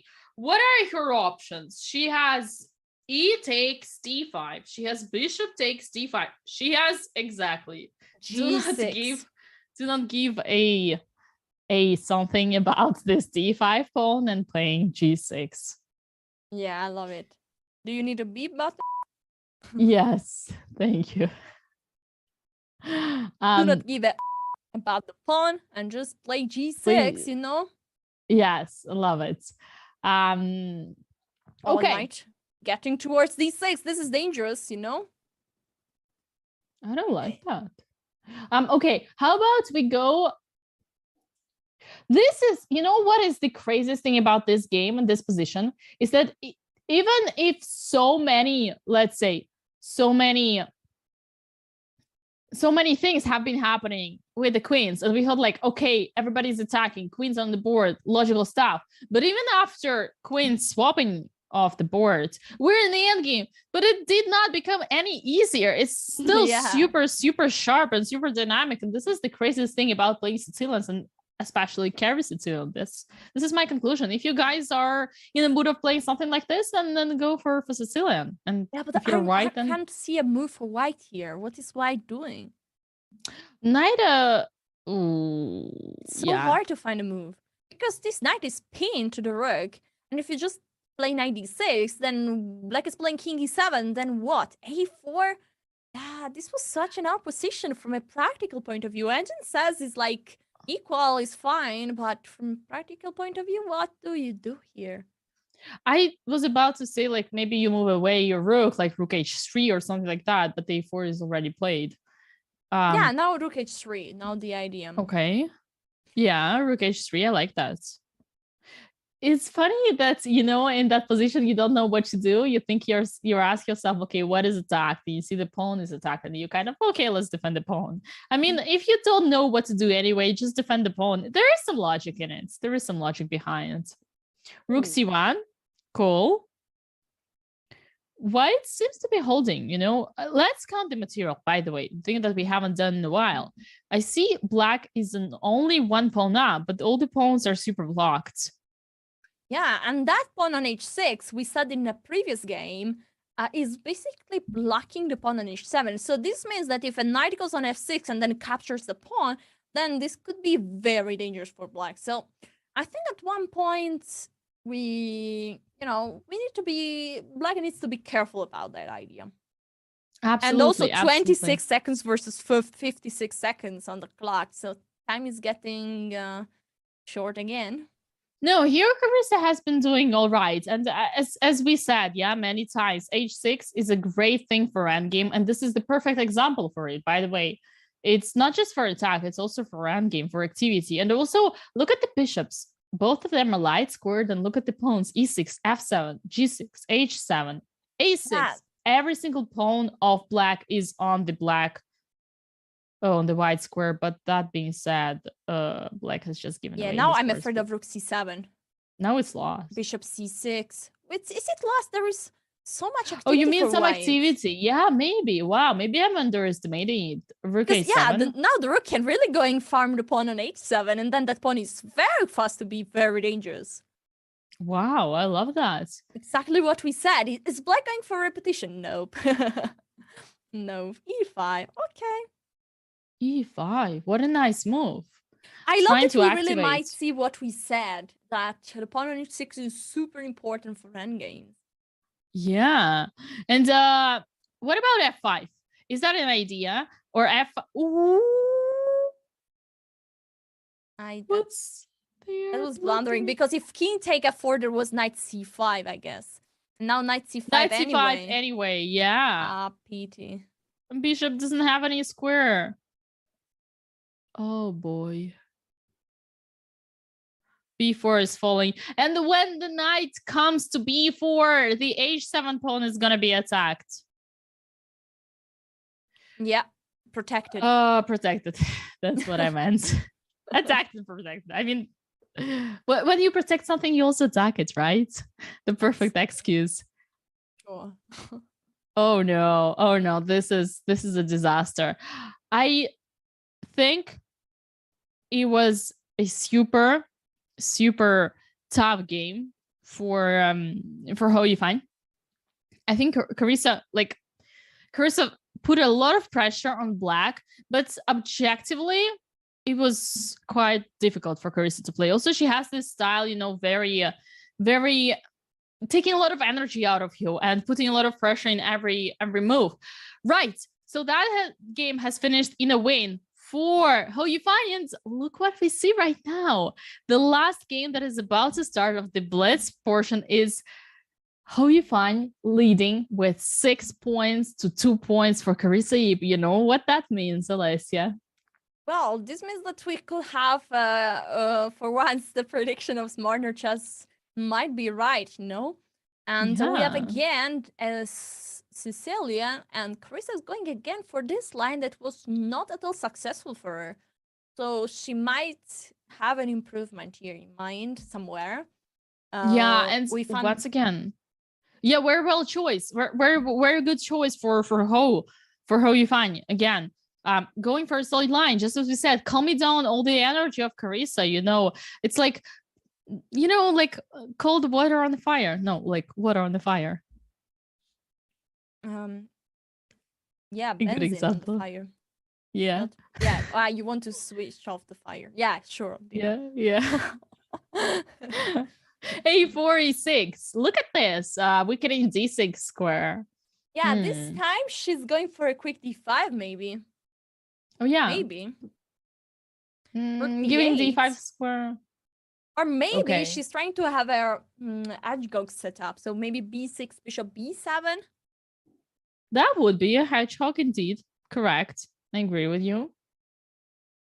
For now, all the classical moves. This is like what she's doing, you know? Bishop there. Then Black is very solid. But the hedgehog is one of the opening that is very tricky. So, for example, bishop B7. It feels like Black is playing on a very limited space. Oh, A5 just avoiding B6. But I love that. It's hard for White to attack because Black is super solid. Oh, B5. You know, you want to get the move done. A takes B6, Knight takes B6. Now we've got a very great pawn structure for White. With this pawn chain C2, B3, both are super solid. And in the center, while A6 is such a weakness. And so much more love here, White. Yeah, I agree. Also, you know, this pawn on A6 is very far away from the center. Instead, at any moment, White has a better control in the center, more space, more active pieces. So, yeah, White is for sure doing a bit better. On the other side, Black is pretty solid. The pawn on A6 cannot really be attacked multiple times at the moment. And D6, E6 are controlling any possible advance for White. Also, plans like F4, F5 don't look too good. And let's not forget that Black has two open files, the C and the B file that can use for some counterattack. You know, I think if here we put Yifan as Black pieces, then this game would for sure be extremely, let's say, solid, and White wouldn't have any chance to win. But just because Carissa, and we see her beautiful yawning here, she's enjoying the game so much. No, just trolling. It's super late. But honestly, in America, this is a super...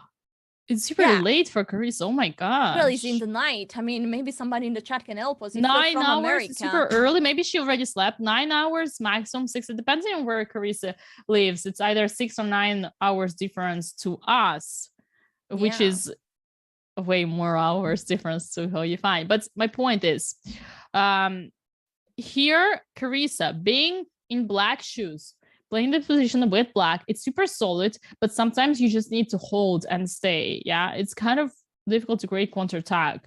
So I'd say it favors very much White here. I mean, my odds would be on White, but a lot of things are happening here.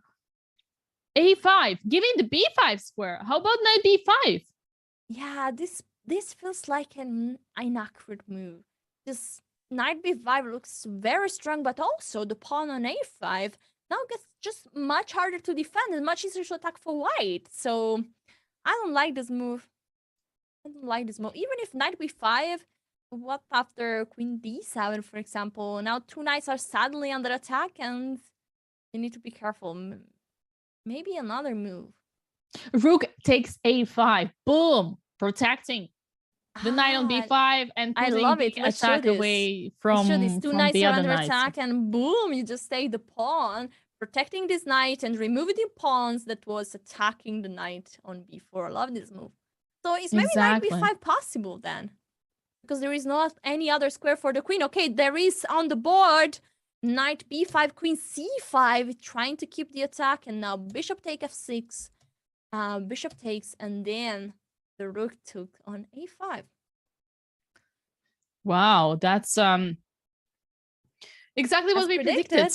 Yes, just as we said it. And once again, you know, a5 is a very, in general, very big mistake, positional mistake, because even if the pawn is not gone, the b5 square is not controlled anymore. And unfortunately, as we all know, pawns do not move back forward. So b5 once weak, always weak. Only one thing that is a good point for black is that now black is the only one to have the dark square bishop. So this bishop is pretty strong there, and is on a good diagonal. I imagine a bishop getting on c3 at one point. Of course, now there is a knight taking control of that square, but one day, once I play c4 one day or another. One day, baby, will be old, and I'll play c4. Oh, baby, I'll play c4, and no bishop c3 one day will be possible anymore. One day. Oh, no. Okay, so bishop attacking the queen. f4 is not possible. The pawn is pinned, and you are saying it right. I mean, right now, after the move c4, has such a good, solid position, and those pieces are just too strong. Look at the knight coming to d3. That's gonna be a lot of height to your queenie. Yeah. To your lady. Well, not to my lady, but God. Okay. If the queen knight gets d3, queen c6, knight a7. Okay, d5. That's why d5 was played. That's why d5 was played. Just giving some more square to the queen. I want to show that. So if king h8, knight e3, and if queen c6, only square basically for the queen, boom, knight a7 attacking the queen and the rook, and this is very unpleasant. But let's go back. d5 just creating some more square for the queen, and this is the current position. The reason. Yeah, I think that's actually the reason why black played d5, because they could feel that queen was in a big trouble. Okay, and now white gets a strong knight on d5, but now it feels a bit like unclear. No, what is happening if everything gets traded on d5? Let's see. Knight takes d5, bishop takes d5, bishop takes d5. I think we can jump with our knight somewhere, like somewhere. A7. Knight to, how about c3? Yeah, whatever. Just jump whatever. Knight a7. Not. Because he's hanging knight a7, attacking the rook. This is nice. Yeah, moves, that's it. We take the rook. So the bishop is under attack. So this looks good for white. Knight the key idea here is that there is that rook on a5, you see, and that rook on a5, you thought, like, at first you thought that there was not enough people participating on the control of the d5, but in fact there is that extra rook which is protected by the queen, and that's why, like, whenever we can just jump and create an extra protection. So that's the moral of the story. Yeah, that's why black is not trying to trade everything, but played rook e8, attacking the queen. Now white is, of course, offering a queen trade, because when you are ahead, 2 pawns up for white, well, this would be the end. But it's probably already the end, because how do you avoid a queen trade? You can't. If queen c6, well, things are going very, very quickly, 97 check, losing. Oh, You can't allow such things.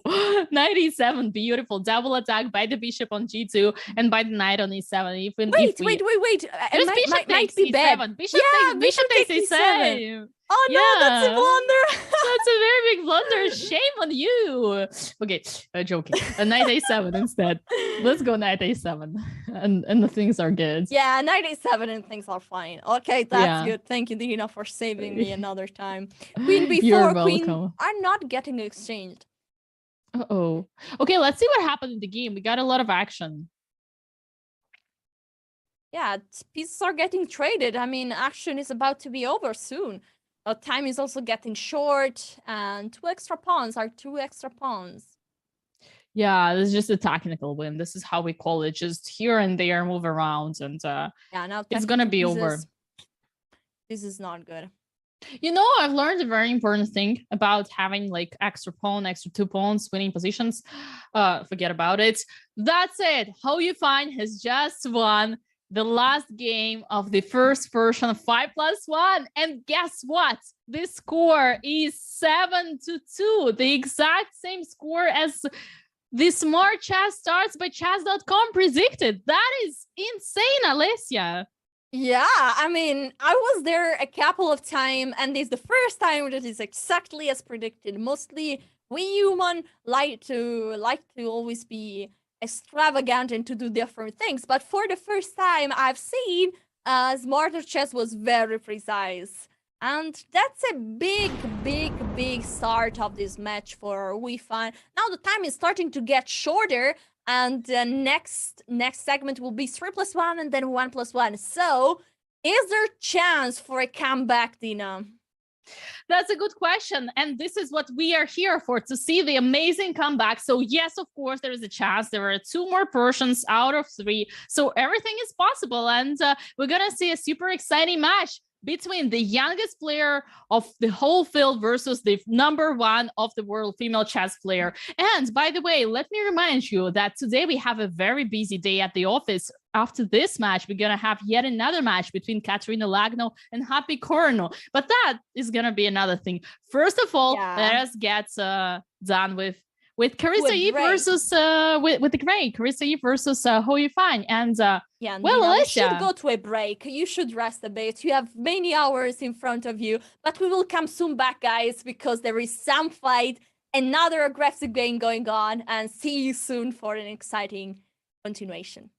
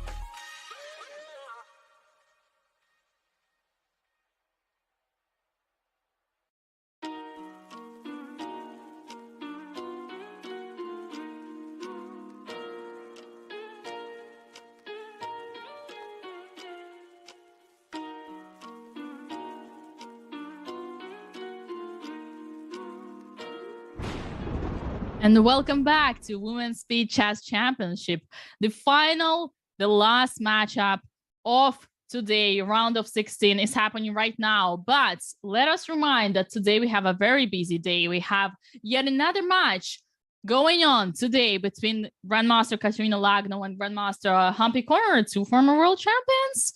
Well, a lot of exciting event. This is going to be commentated by me, one Grandmaster Dina Belenka, and Grandmaster Rina Crash. And right now, we're expecting a lot of fight because we are about to enter to the second portion of the last, just as I said, the last matchup of the round of 16, Hou Yifan, Carissa Yip. We have just seen 5+1 portion. It was 7-2. Won by Hou Yifan, and we're right about to start the 3+1. Alessia Santaramo, one FIDE master, my amazing co-host. How are you doing, Alessia? I'm excited. I mean, we are about to see another section. This started in a very drastic way. Hou Yifan winning 7-2 the first segment, but now are we gonna see some fighting spirit from Carissa Yip and maybe a comeback? I mean, we're here to watch this. And we have another Sicilian. Yeah, but this is different. This Sicilian is way different. It started with A6, the O'Kelly variation. Is not the most played. Mostly here you play knight c6, e6, or e6 or d6. And instead A6 has been played, and Carissa is going for a Maroczy structure. A bit different approach. Instead of the other games, much more positional, Maroczy, but you know, White has some more space and has a bit better position, a bit nicer. Do you play Maroczy? Yes, indeed, Alessia. Continue your thought. This is the news that cannot but surprise both of us because it's pretty solid, as you said. This is not what we expected by Carissa playing before, and I'm super excited, super curious, better say, to see what is gonna be her next move sequence. I mean, is she gonna still try G4? You know, is it like the way, you know, you trap your opponents? You want him to think that right now you're going for solid, but then no, you're gonna go to F3 at G4. I don't know. Me personally, answering your question, finally getting back to your question, I used to play a lot.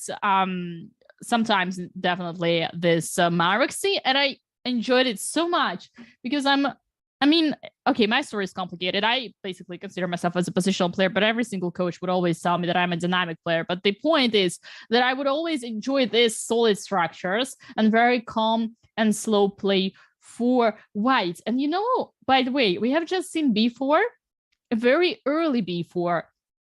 This is also a very particular signature of Carissa, because even when she plays the solid setups for White, she still goes with the most, you know, direct way to start showing your opponent your ambition. Yeah, and now the pawn on e4 is falling, and this is definitely not a good news. Something I think that this setup, you can be aggressive in this setup with the Maroczys. I've seen many games where b4, but even more, even c5 is happening. Sometimes even f4, f5. Many aggressive moves can be played, but everything needs to be played at the right time and with the right preparation. Because if not, sometimes White can be overexposed, and there are maybe too many weaknesses, and things get hard. Now, what's happening in this position? At any point, White can take back a pawn. For example, queen a4 and queen take a6, but now not anymore. And where is the compensation for the pawn? That's exactly the question I was going to ask you, Alessia. Where's the compensation for a pawn? But most importantly, why did pawn go away? And you know, getting back to what you said just before, b4 and c5, indeed, these are typical ideas in this structure, and we have seen them so many times. But the thing is, when do you play it? So the idea of Maroczy for White is to prepare on maximum first. I mean, just as for Hedgehog for Black, to prepare on maximum first, and only after to push b4 and c5. So having, let's say, castled first, having put all the pieces correctly set up, White would not have to give this pawn e4 away and could have done everything comfortably, b4 and c5, etc. Adina, wait a second. There is a knight getting to f5. A pawn just got sacrificed on f6. Here you cannot take with the bishop because, yeah, maybe even I think a knight f5 immediately. Super dangerous. You can't take with the pawn. Your king is never going to get into a safe place. And now, after knight take f6, we have white with, if I can count correctly, white is 2 pawns down, right? But that knight on f6 is so annoying. Are you saying that white did not blunder e4 or just sacrifice with these particular ideas? I think white is just a genius. I mean, she has feeling for attack and she goes even into monarchy. Solid line, you know, she gave a pawn and she just pushed f4 until f6. Now bishop g5 looks so good. Rook d1. I love this position for white. Oh my god. Wow. It could be. No, indeed, very impressive way of putting things. And I really love your explanation. That actually now will make sense. And this f5 square, I absolutely admire it. So kudos to Carissa and to Alicia having Carissa having played it, Alicia having guessed the way.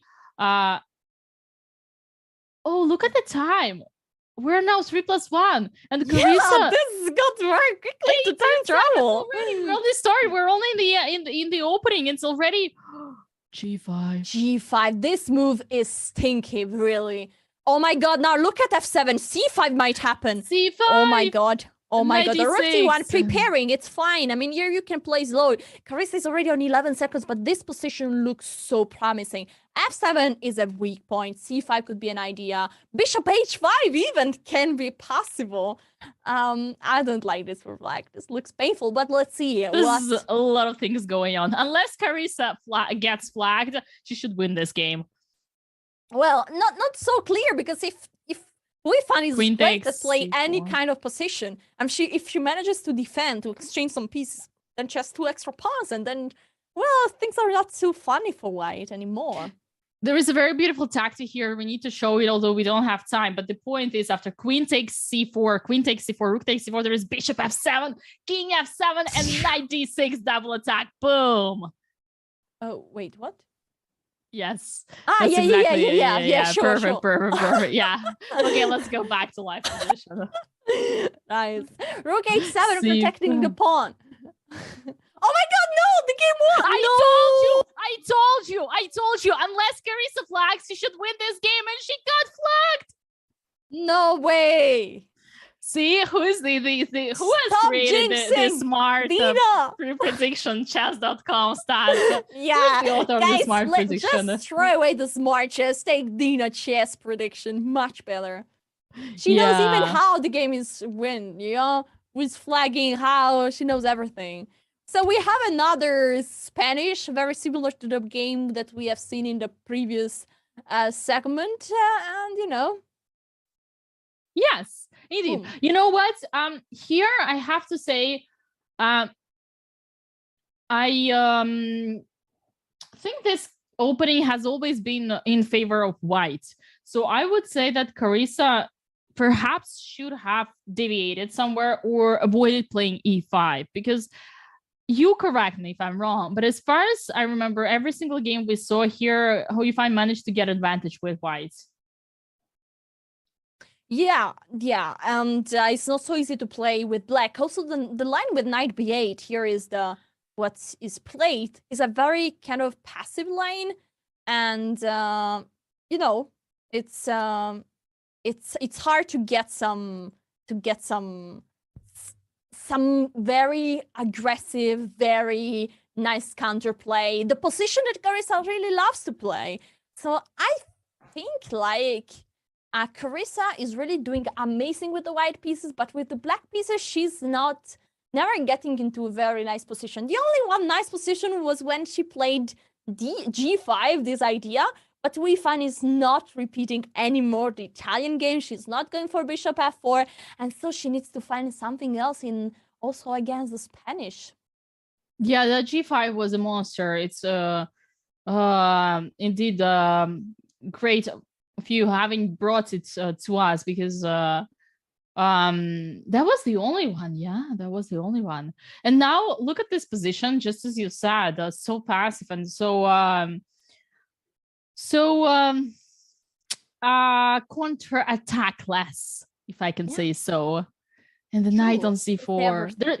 Knight on d6 could be a nice piece around b6. Oh, yeah. Black will try to, let's say, counter do something with knight on d4, counter knight with knight on d4, but that's not a counter strike, is it? Yeah. Is it? I'm thinking if it's possible to play knight d6 for white. Knight d6, just be careful for knight b6. I mean, both are good, obviously. Knight b6, rook b8, bishop c4. No, this looks like a one-way game. Yeah, definitely I really like it because the knight on b6 feels like it's maybe a bit at the edge of the board, but actually controls a very nice square, the square on d6. So if a rook eventually gets there, then it's really game over. Queen g5. Okay, knight d4, queen g4. Oh, queen g6 was a threat. Nice. Queen g6 was a threat. Okay, now we got h4, h5, my favorite. Please, I want to see it. Please. Yeah. Do you want to see it, h4, h5? I love it. Yeah, sure. This feels like a game that Kavritsa would love to play, but with white.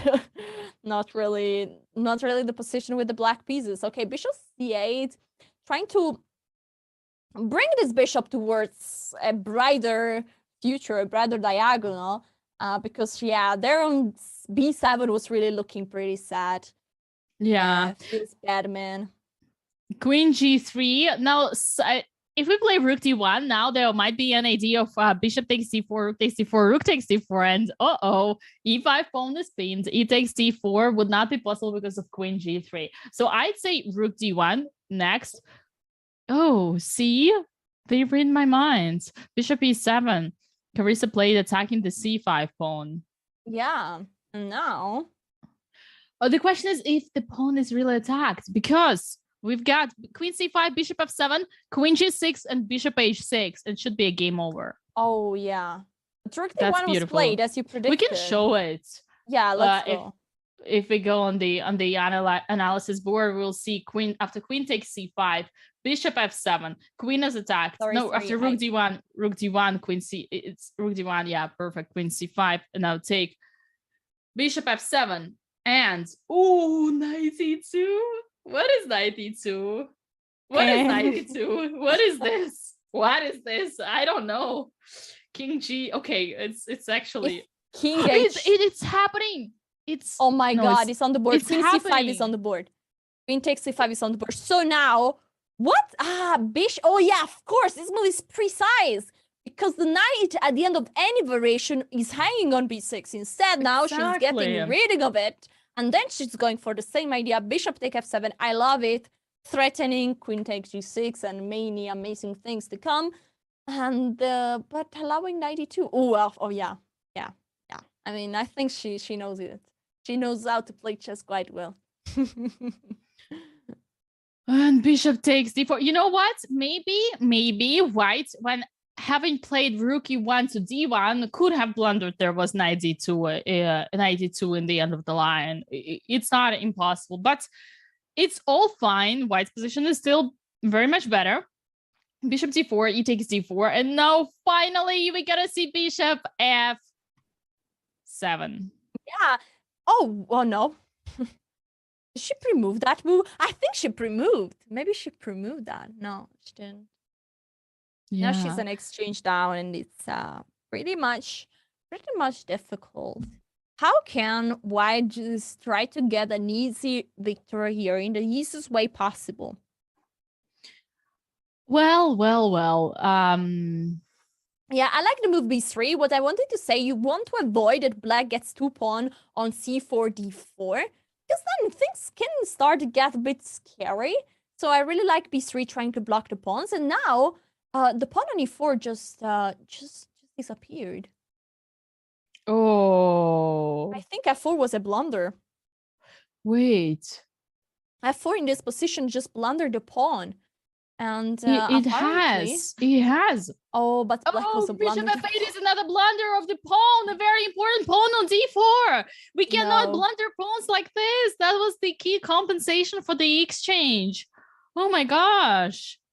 Yeah, now the only thing that black can hope for is to bring a bishop on d4 and pray for the best. Yeah, but even after bringing the bishop on b4, White will anytime play rook c4 and rook takes d4 and take that.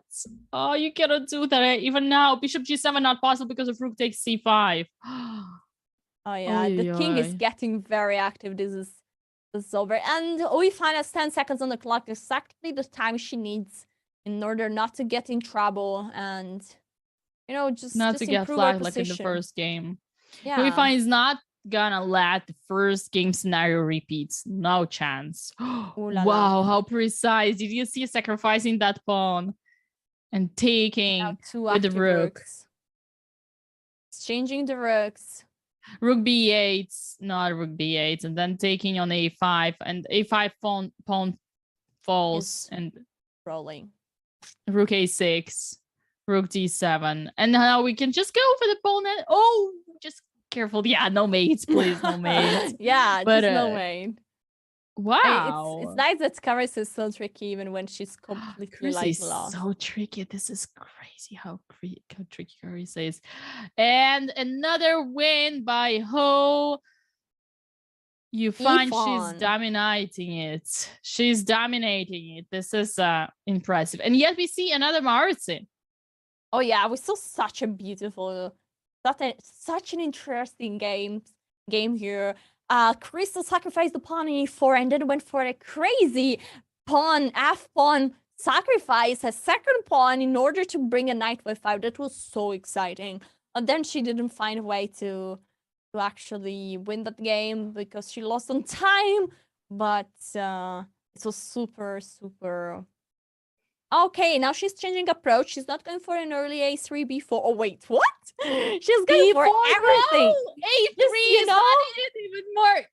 Exactly, Alicia. We were saying, wait, a3, b4 is so fast. And Chris is like, you know what?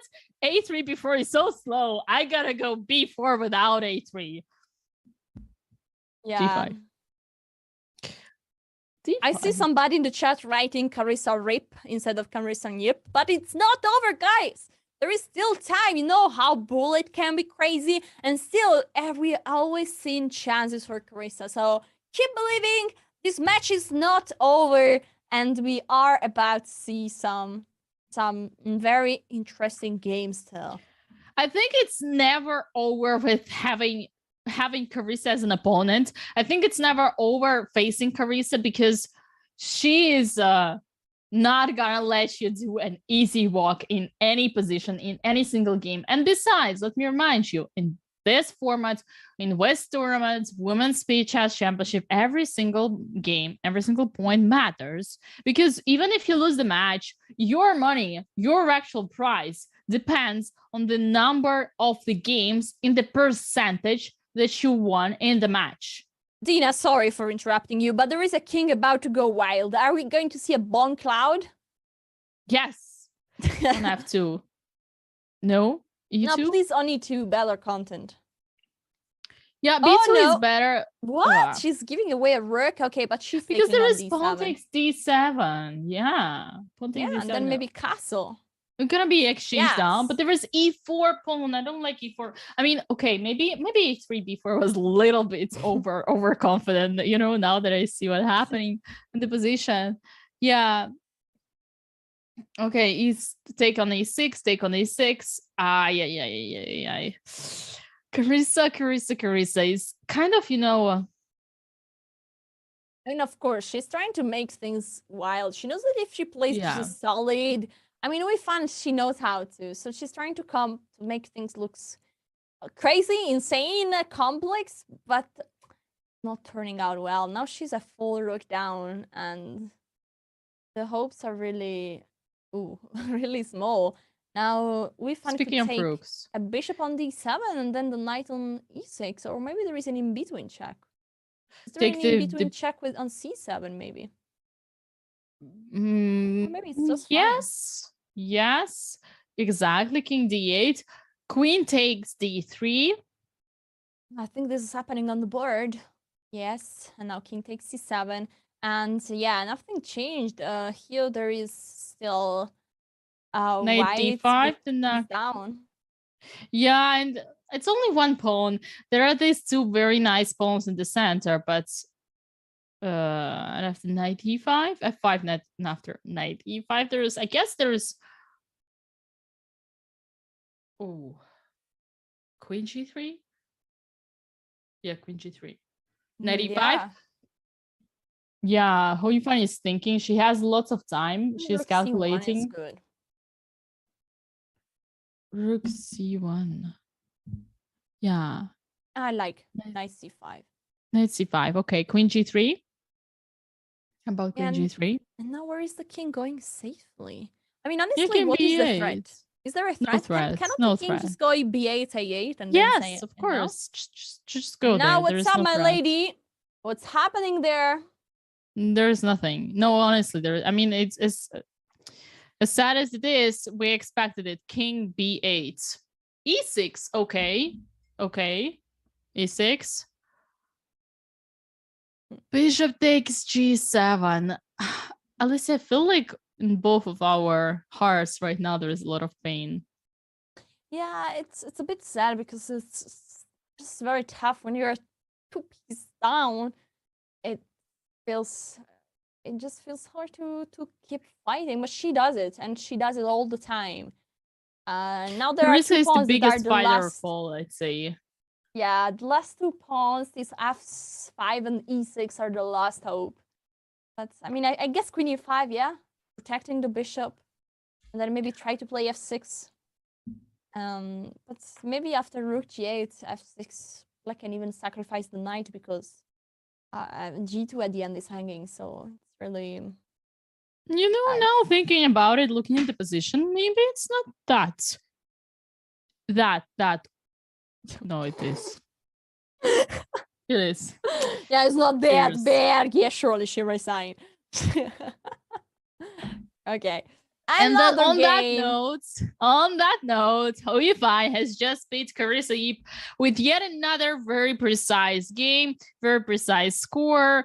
We both, me and Alessia, took a drink, took a sip. Is that a sip for the praises of Hou Yifan? And now with a score of 10-2, we are going for yet another game of the second portion of 3+1. It's Women's Speed Chess Championship 2022, round of 16, last matchup.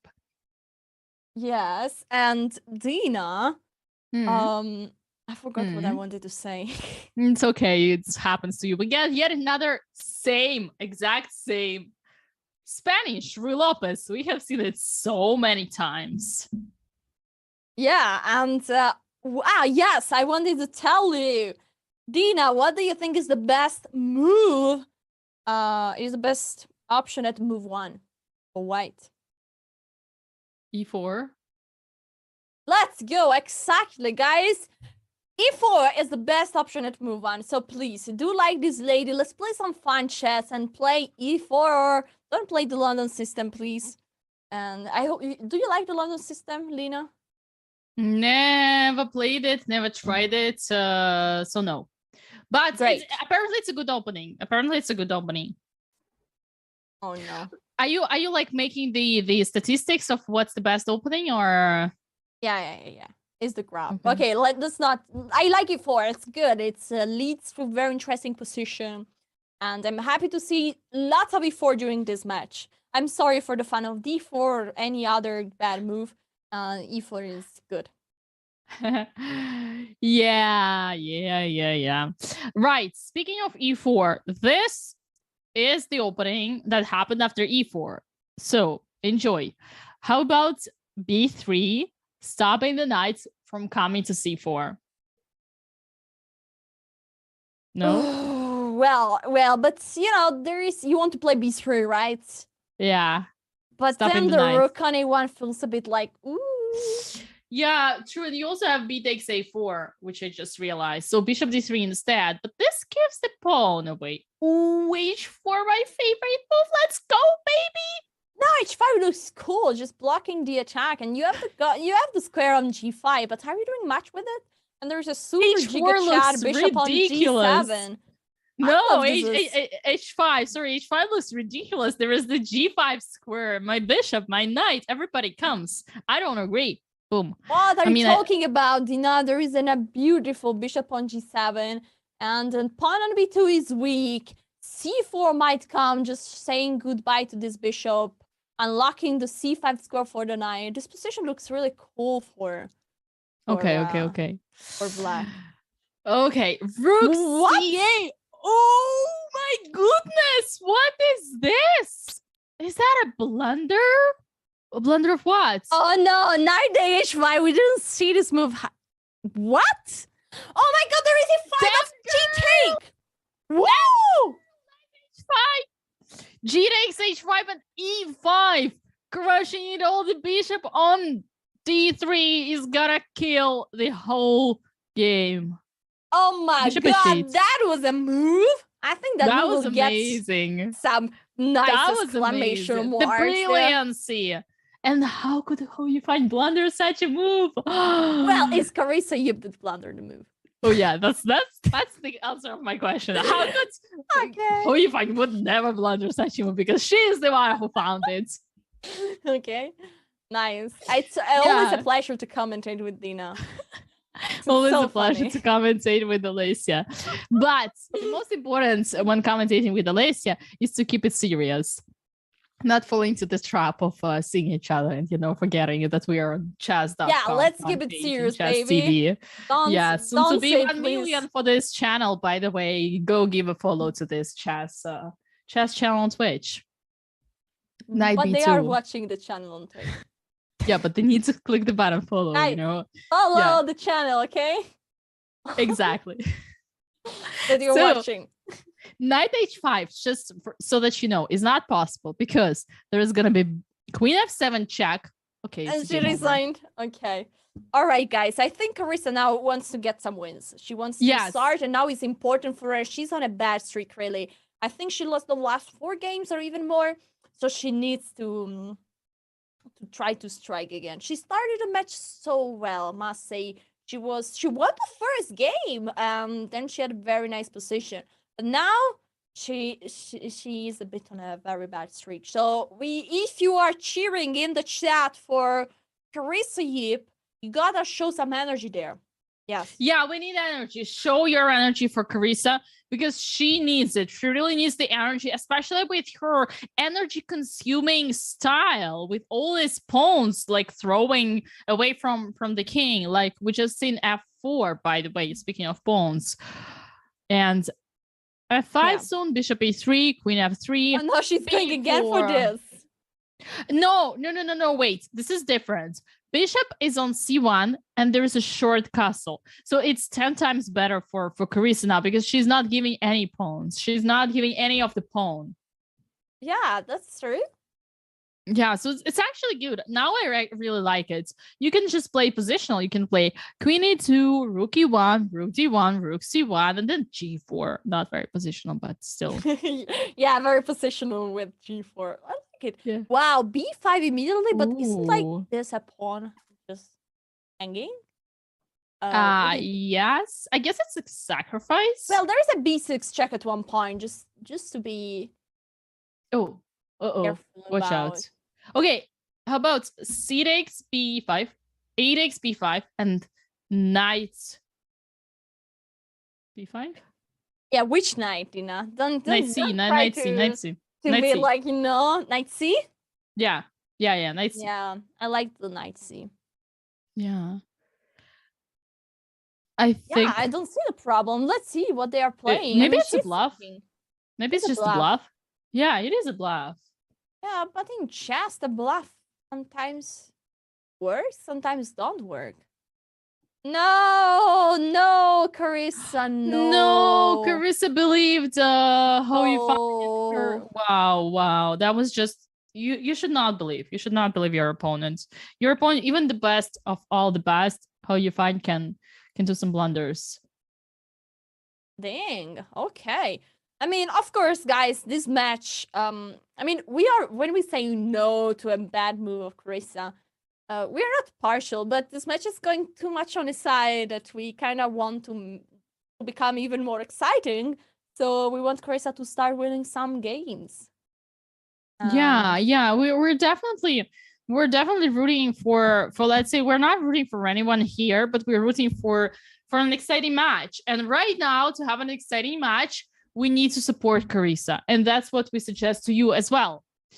And just as I said, every single point is money. So Carissa really needs to fight. But I think Carissa is not driven by money. I think Carissa is driven by the, as they say, killer instinct. This is what you need in chess, just as in any sport, if you want to perform. I think she wants to be better. She wants to become better. And yeah, winning money is part of it when you get better, but is not the main point of this match. Yeah, definitely. I mean, I see the idea of becoming better. Every single chess player, when being training chess, wants to become a better player. But looking at Carissa's style, I have a doubt that she really wants to fight. Like the smell of blood is what motivates her even more than just becoming a better chess player. Because just look at her moves. Every single move is so like no move backward, only forward. Every single time, pushing, sacrificing. So aggressive, so ambitious. Yeah, she's on the chessboard. She wants to be a serial killer, just on the chessboard. Indeed. Taking on G5, bishop G5, knight E5. I like that G5 idea. It was actually especially on purpose, sacrificing the G pawn in order to get the E5 square. That's brilliant. Yeah, and now it's kind of funny because white tried to attack the king as crazy. But the weakest king to me seems white king right now. I mean, black king is solely there chilling, you know, like when you are in holidays in vacation on your sandbed and you're having the best time of your life with a cocktail. Instead, the white king is like trying to escalate a mountain and sweating with 41 degrees. And this doesn't feel too good.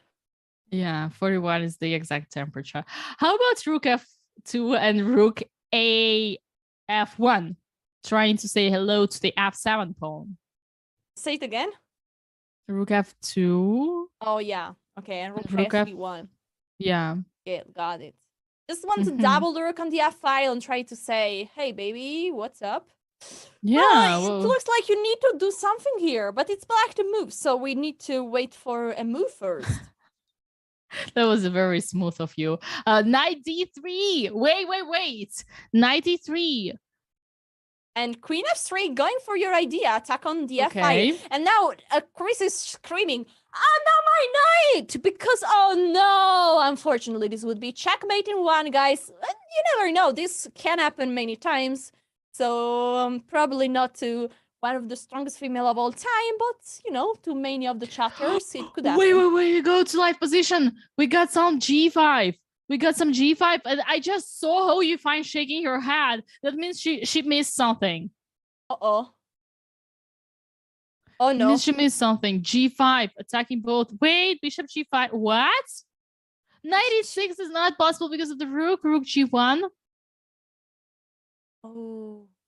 They're playing on seconds. Rook G6. Rook AF1. Okay, pinning. Bishop cannot. There is knight. Oh, king G7 getting out of all the pins. Queen H3. Yeah, now it's hard. The queen also got away of any possible fork on E6 and another victory by Yifan. It is another victory for who you find. Oh, okay, boy. we might ask how many games did Yifan win? I mean, she might be fighting for an adoption. It's 12-2, but there were draws. Were there draws? Yeah, there were draws, but I think this is a good streak for Yifan. I think she won at least. Okay, yeah, I see what you. Wow, I remember it was 4-2. It was 4-2. It was 3. 4-2 or 12. Oh my god, this is a Wow, lot so of it could be games. 8 games. Oh my god. All right. Right. Let's ask our viewers to calculate the number of games that How You Find just won in a row. And in the meantime, we've got another Rui Lopez. I don't understand, Alicia, why Carissa keeps going into this position, into this opening, even though Carissa gets a very unpleasant position, not the position of her style. That's probably she's trying to stick to what she knows best. And she knows that experiment, probably this is what she had prepared. She has analyzed this in details. She has some ideas here. You know, she doesn't want to change just because things are not going too well, because then you're just out of preparation and it could backfire pretty much. I mean, black in this position is pretty solid and the pieces are well placed, and you know, she thinks maybe she can hold here. Just try to. I think that any point, even an head draw here, at any point, would be very important for Krista, just to get some confidence back. And yeah, but looking at Carissa's play, it seems like she doesn't need any draw. She doesn't want any draw. She wants a point. You see, she's always so, as they say, she goes for conflict directly. And by the way, I just had a look at the games. And it seems like How You Find won, as far as for now, 8 games in a row. So 2 more games is going to be an adoption. Okay, so we're here to watch, guys.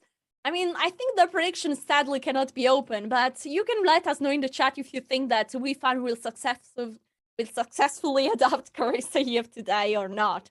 So just writing yes or no if you think that the adoption will happen. Will take place, exactly. All right, here I wanted to say good thing about Black's position is that I really love how Black got the control of c5 square and the knight came to d7, and now like both knights are controlling the c5, because you know in Rui Lopez Spanish it is quite an important square. It is quite an important thing, although unfortunately once again edge is slightly better for white still. Yeah, I think Black is trying to get the typical counterplay on the queen side with move like, you know, this knight jumping. The knight on c5 is a very lovely piece because can even jump forward towards b3 on d3 at the right moment. Now, this move a5 is interesting. Just sending the knight away, which went to a4. Knight a4, ooh.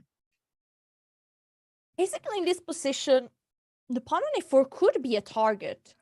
As you can see, it's attacked by the queen, and the 2 rooks are protecting now, not anymore. So why is this move not really particularly liked by the engine? Is there any b4? I'd say here the plan. Oh my god, that's exactly what I wanted to say, and it's very bad for some reason. I was about to say that White's plan here is to attack. So while White is trying to attack, they have all the pieces on the king side. See, why nobody wants to take the 3-piece macaroni pawn on a5? No one cares about that pawn. It's that kind of a pawn that it's like h7 pawn, remember? When Carissa took it, it almost costed her a queen. I mean, that pawn, you will take it anyway. It's about the king. You see, it's about the king's safety. All the pieces are now coming. The knight on f3, the knight on g3, the bishop on a3, the bishop on d1, the queen. Everybody's gonna go right there. That's true. This feels like dangerous. Yeah, and that pawn on a5, okay, you take it, then what? You go back, then you need to play a5, then you need to play b4. You cannot play b4 because the knight on a4 is gonna hold. Then you cannot put the knight away. I don't take the pawn on a4 anymore. Okay, I convinced you. Thank you, Dina. You're welcome, Alessia. I didn't say thank you, but thank you, Dina, of course. Anytime. What is happening here right now? I kind of like and dislike the trade of bishops because it seems to me that Black king became better protected in a way, which was supposed to be a better, more open. Yeah, and all the squares are pretty much covered. And there is no piece that can go on h6, g5. So I think Black is pretty holding there on the king side. h4. Ooh, On love h4, you're that. just trying to go with a piece on g5, right? But Yeah, then exactly. what? Then what? Outpost. I think the F4 problem for maybe white. knight f5. F4, knight f5. I mean, you do not. Oh, bishop h5 and knight f5. You do not have to ask yourself then what. Just make a good move and see what happens. Your opponent will help you. Your opponent will make all the mistakes himself. This is what I learned through ages and ages of very big pain. Yeah, I also learned that playing with you, Dina. Sure. Kidding. Yeah, no, you're welcome. You're Rook a4 is a threat right now. B takes a4, rook b7, boom. Thank you for 2 pieces. Oh. Yeah, you see that? How about queen d3, queen d3 and knight? Thank you. Queen d3 and knight d2. But now time is getting very short. 18 versus 30 seconds. The rook captured the knight. And now the bishop on b7 is hanging. That was my idea. Okay, here, one thing which is very important to know is that... Yes, I am. Hello, chat. Super strong here. Future Grandmaster. Very important thing here. I have to add it. Even though white has 2 pieces for a rook, should be like a material advantage, there are not so many pieces left, and the rook is kind of sometimes strong when there are passed pawns. I mean, the queen takes a4. Oh, I don't like this move. Why? She wants to bring it on c2, attacking f7, but now... But that's the mistake, yeah. And now the queens are getting exchanged, and now this is not really good. Even if the rook can go to take the pawn on a5, but maybe the passers... knight on c6 is a very bad news. Oh no, 9 games, guys! We are close to an adoption! 9 games! And for those who don't know what an adoption is, adoption in chess means that one player is winning 10 consecutive games. And for now, we found during this match, she won 9 games in a row. So this game is, inside the match, is important because now we might have a new chess family here. Yeah. No, I absolutely agree with that. I was thinking about the previous game, and it all happened so fast. It seemed like for a second I actually believed that Carissa would not lose that game. Yeah, but it was a concrete problem because she played this a3, and then all the pawns fall, and the pawn on d6 and e5 with check exchanging the queen, and then the pawns were just 2 passed pawn, and yeah, there was not really much to do. So it was a concrete problem there. Just some calculation mistakes. Yes, absolutely. And yet we go with another Sicilian, another Marzi. I play so much Marzi, and I say that is always boring, maneuver pieces, bring around. But Carissa is showing that Marzi can be just go for the kill, go for the blood, kill. Yeah, just go for it. And did you notice how many move orders have Carissa with white changed here? She's going with castle, without castle, with bishop on e2, with bishop on d3, with bishop on a3, with bishop on c1, with bishop on d2, and now e5. Once again, white is having an advantage. Yeah, but what was e5? Why e5? Why so early? Yeah, that's weird. It's extremely weird because giving away e5 and d5 and f5, both squares. Yeah. As I said, Alyssa, I wonder why the knight was not going towards f5. Is this a problem? Knight f5. Maybe g6. Yeah, and then after knight g3, the knight is maybe dominated, so she wanted to avoid. Okay, knight f3. Yeah, but there would be knight e3 though, so it's not an explanation either. But okay. So now after the exchange of the pawns, this pawn on d6 is weak, but Yifan played knight on e5, trying to block the bishop diagonal. Can this pawn be captured? I always, when I see a free cheese pawn, macaroni, I want to take it. So was knight take e5, knight take and bishop take a possibility? There must be, yeah, it seems to be working, yeah. It seems to be working. Oh, bishop b4, yeah, that's the idea. Bishop b4. Okay, then it's not really a free pawn. Okay, bishop b4, we solved that. Yeah. Dina solved that. g6. Yeah. I like g6. Just blocking, avoiding the knight to get to f5. I'd say white is so much better here, regardless of what's happening. There is this d5 square. I really want to put my knight to d5. I also want to go with short castle. I really am faster in the development. I enjoy white's position. Yes, I can say white succeeded the opening. Short castle. Yeah, Dina, I have a question for you. Please. So you predicted the outcome of these games so many times. So you say that white is better here, but what could be a potential risk for white? How could black win this game?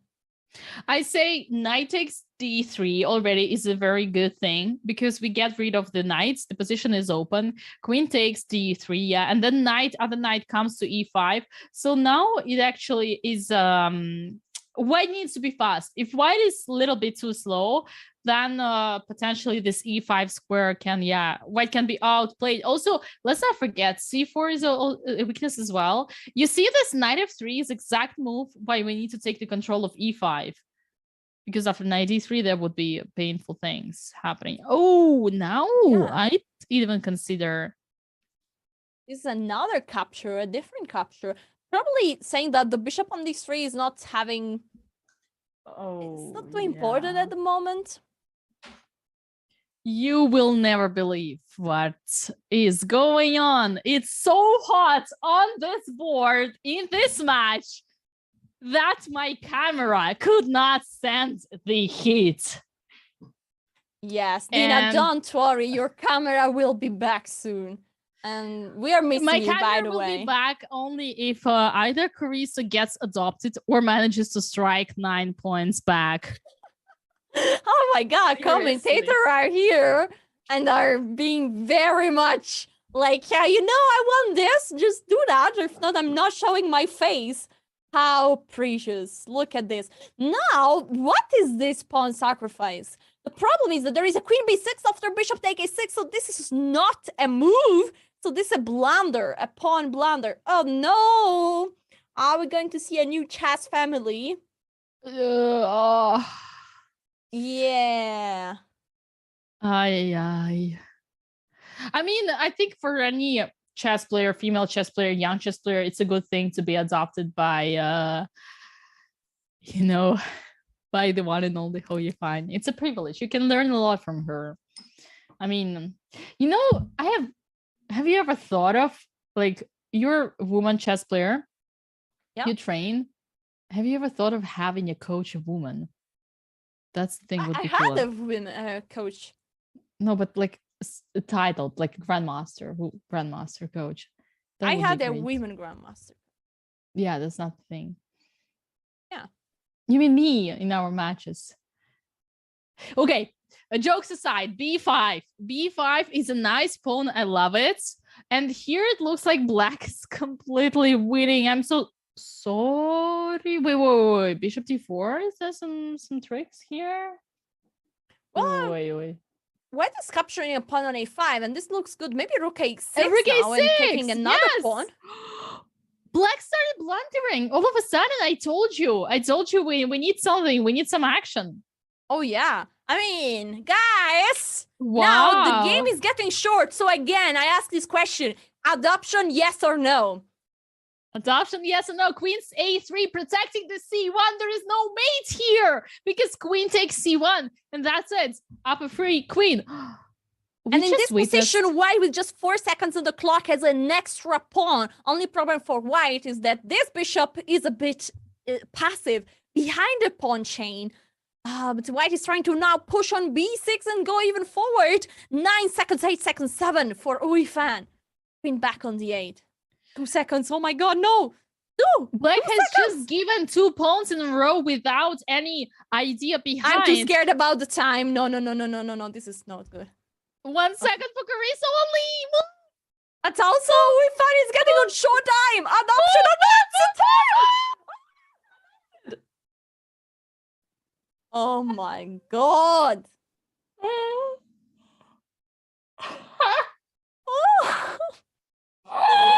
That was lit, guys. That was, stressing and exciting. Carissa Yip got adopted by Yifan. By the way, guys, we should seriously congratulate Yifan for this incredible performance. Because she showed some insane stamina there. Woo, woo, woo.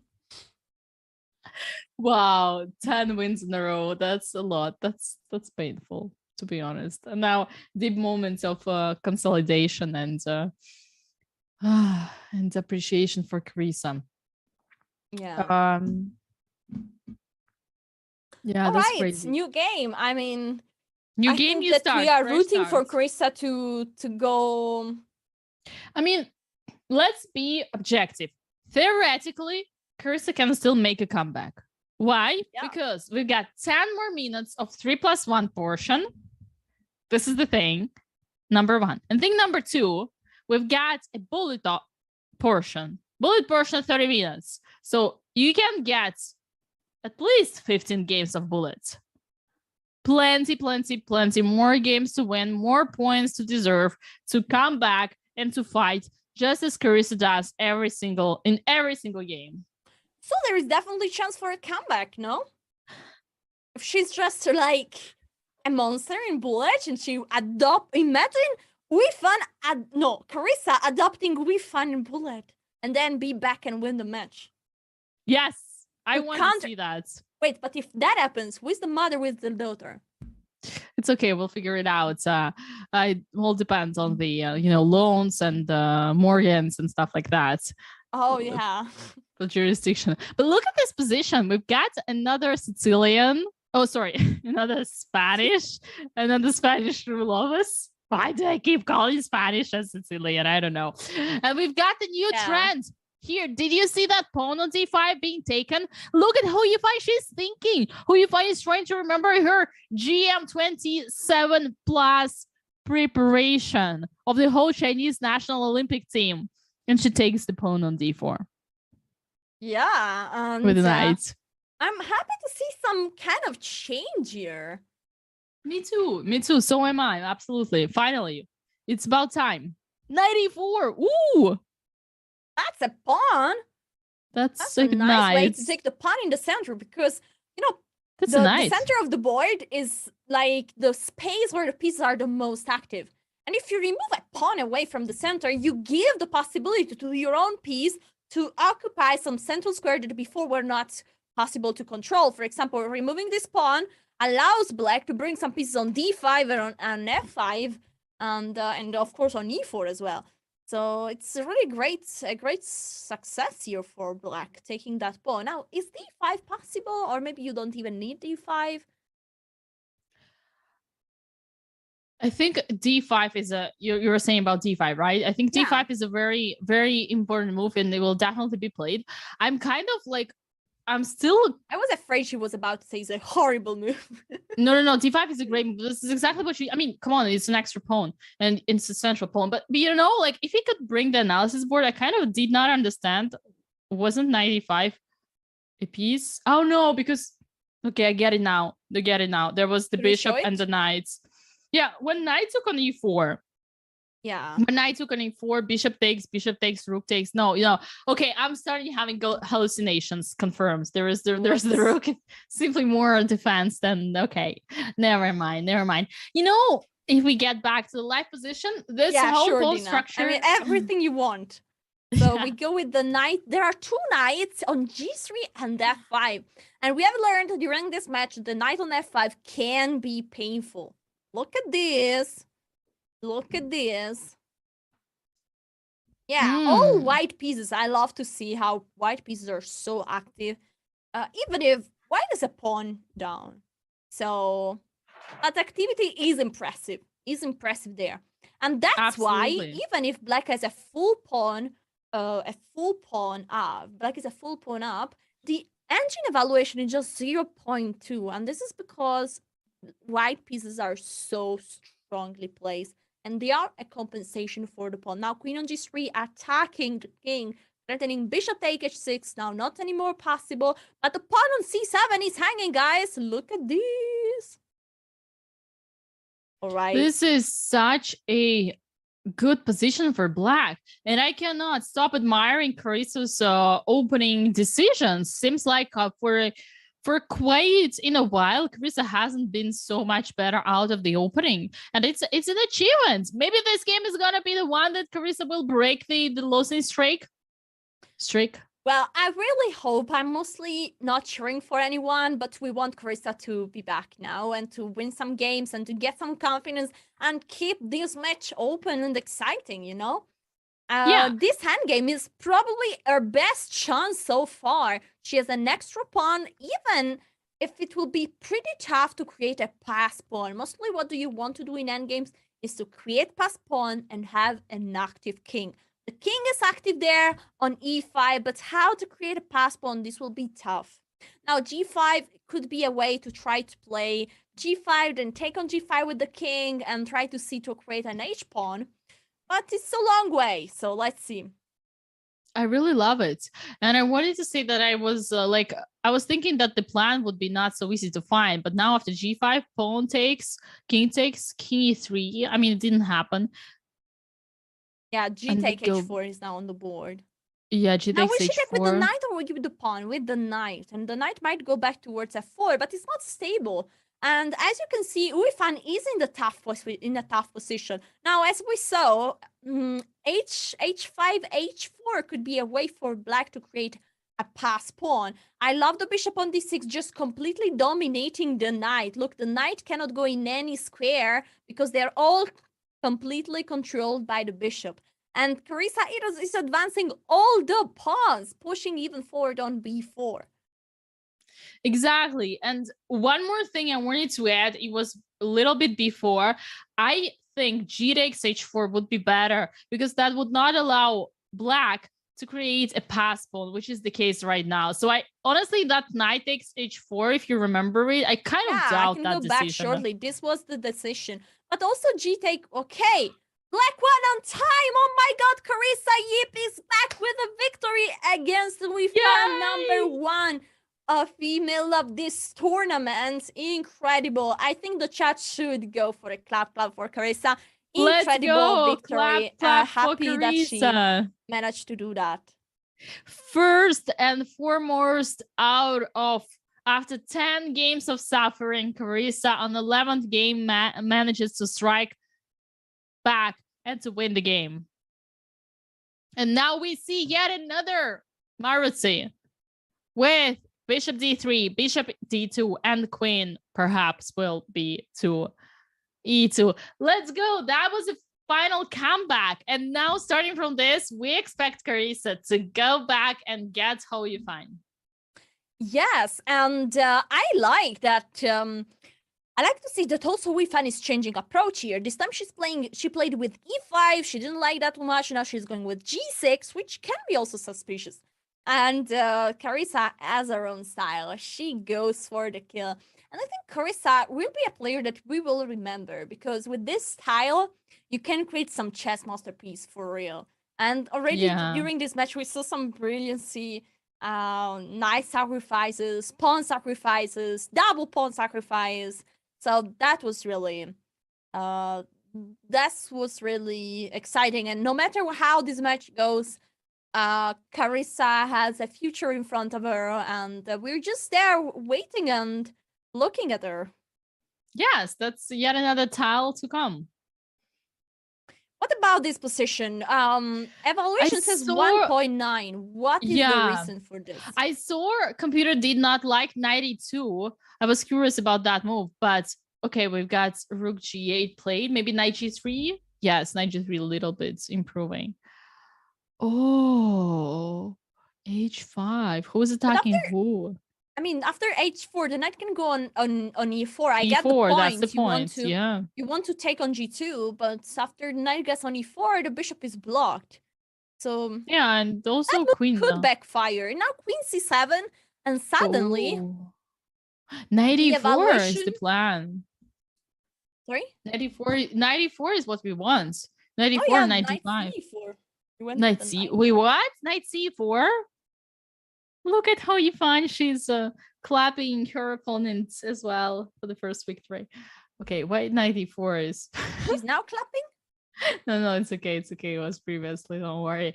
I was just making a meme of how Yifan's thinking posture, concentrating posture. Right. So, yeah, I see. yeah. So how about knights? Okay, never mind. Bishop e7. That's what we have right now. I think the idea of knight c to e4 is to take the h5 pawn with the knights. Yes, I called it. It happens. Knight gh5. Knight gh5. Cool. But the thing is that it gives the g2 pawn. So let's calculate something like knight takes h5, queen takes h5, rook g2. Whose favor is that? Well, there is a check on h8. There is bishop f8 or knight f8. Yeah, but probably then bishop f6 maybe. I don't know. Yeah, but okay, knight take h5 is on the board, so let's follow it. What's the threat? Yeah, but what's the threat? That's the question. What's the threat? I take on g2. I improve my rook. You go queen h8. Oh my fine. God, this is happening. Yes. Rook take g2. Check on h8. Let's go. We're predicting exactly what is happening. You're welcome, everybody. Anytime. Now there is bishop h6. Just queen h3 back attacking the rook. You know, the thing about this position is that black doesn't have any weakness, and black is just gonna go long castle and be completely safe, while white, we don't understand, where does the king go? What does white want? What's the threat? There are only weaknesses. All the pieces are losing harmony. I don't understand anything here for white. Yeah, it's indeed a tough position. And yeah, that's a very tough position. That's exactly how we can put the last 14 plus 3 is going to be 17. The last 17 games, that's been just a really tough position. How about rook f1? I have no idea what it's for. What was in your world, Ardina? Okay, it's fine. 1 minute versus 1 minute. Is this the last game in the 3+1 segment? It is. It is, in fact. So let's see if Carissa is able to, strike one more time. H4. H4, you know? H5, H6, H7, and then who knows? Maybe the baby pawn's gonna become a queen. Yeah, that's how it works, you know? Yeah, in chess. Rook c1. Oh, look at the bar. D5. No, wait. I want to call it. What's the blunder? Maybe was rook g3. No, I don't know. That's actually beautiful. Rook g3. Yeah, it's actually interesting. Yeah. I have no idea what it was. Maybe we can. I mean, I don't know. But maybe rook g4. Rook g4. Rook g4. Wow. Let's go back. Let's go back and see what was there. Let's go back. So at this point, can rook g4 be the move? Rook g4. Rook c1 and rook g4. Look at this, baby. Let's go. Rook g4. Oh my gosh, and there is no defense for the knight on e4. There is absolutely no defense. I think we should go back to the live board, because there is a king on f2 and things are going crazy. B5 and the pawn was not taken. B5. Wow. Oh. And now taking on a6. Is this a check? But look at the king. Suddenly the black king is also in danger. Look at those two bishops. The black king is the only one king which is in danger right now. D5. Just over. Wait. What? D5, how? there is a check. The bishop e5. But then king d2. Ooh, but bishop king d1 because there's bishop g5. Wait, bishop g5. Bishop e3, no problem. Oh, fine, defend it. Queen takes, no problem. But the b6 pawn is attacked. Oh my God! Now b6 rook 1 attack the pawn. Rook. No, king is protecting, and now there's nothing anymore. Okay. Time is short. Grace is just trying to hide the king, and now the rook is trying to give a check from the h file. 14 seconds. Oh my God. Rook g1, try to cover up the check with the rook, and this is what is happening. Rooks are getting exchanged. Okay, you have to take. This is not good for white. This is not good for white. Why? Because white is pawns. All the pawns are falling apart. King f2. King takes a6, and all the pawns are falling. Bishop takes a6. Black is moving? better. Please don't lose some time. Yeah. 2 seconds for Carissa. Move. Okay. Take the pawn, it's free. Oh my god. Oh no, no, it's over. Move. No. Over. Okay. Okay, that was intense. That was intense. Nice, nice. So many moments from that game. So Dina, Wow. so this Yes. unfortunately, this 3+1 section is finished. And we got very exciting during the time travel. So this means that even if the score is pretty in favor of Yifan, guys, you're going to expect some fun during the bullet section. We promise you that. And it's gonna be loud, exciting, intense, and you know, nice to watch. So even if now this is like, I think Dina, it's time to go for a very short break, but we will be back for a very exciting bullet section. Don't go anywhere. You can't miss it. Blue check marks. Everybody loves blue check marks. Chess.com is excited to launch its own blue check mark today with our verified members program. Here it goes. Rook. And for the first time, for any online platform anywhere, there will be a transparent and clear process to how you become verified and get that blue check mark. Any Chess.com member can become verified by having their account linked to a real identity with a unique payment form and SMS held privately in their profile. Most importantly, applicants must pass a comprehensive fair play screening in order to get verified. All right, but besides the blue check mark, why should you become verified? First and foremost, all verified players are eligible to play in the Chess.com Global Championship. With $1 million in prizes, including regular cash prizes for non-titled members, this massive and historic event has but one cost of entry: your $15 verification fee in order to become verified.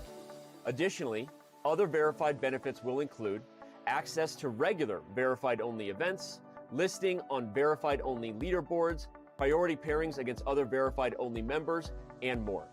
To learn more about how to become verified, if you're watching this during one of our live shows, use the command verified in chat, or if you're watching it anywhere else, go to chess.com/verified today and go get that beautiful butterfly. I mean, blue check mark.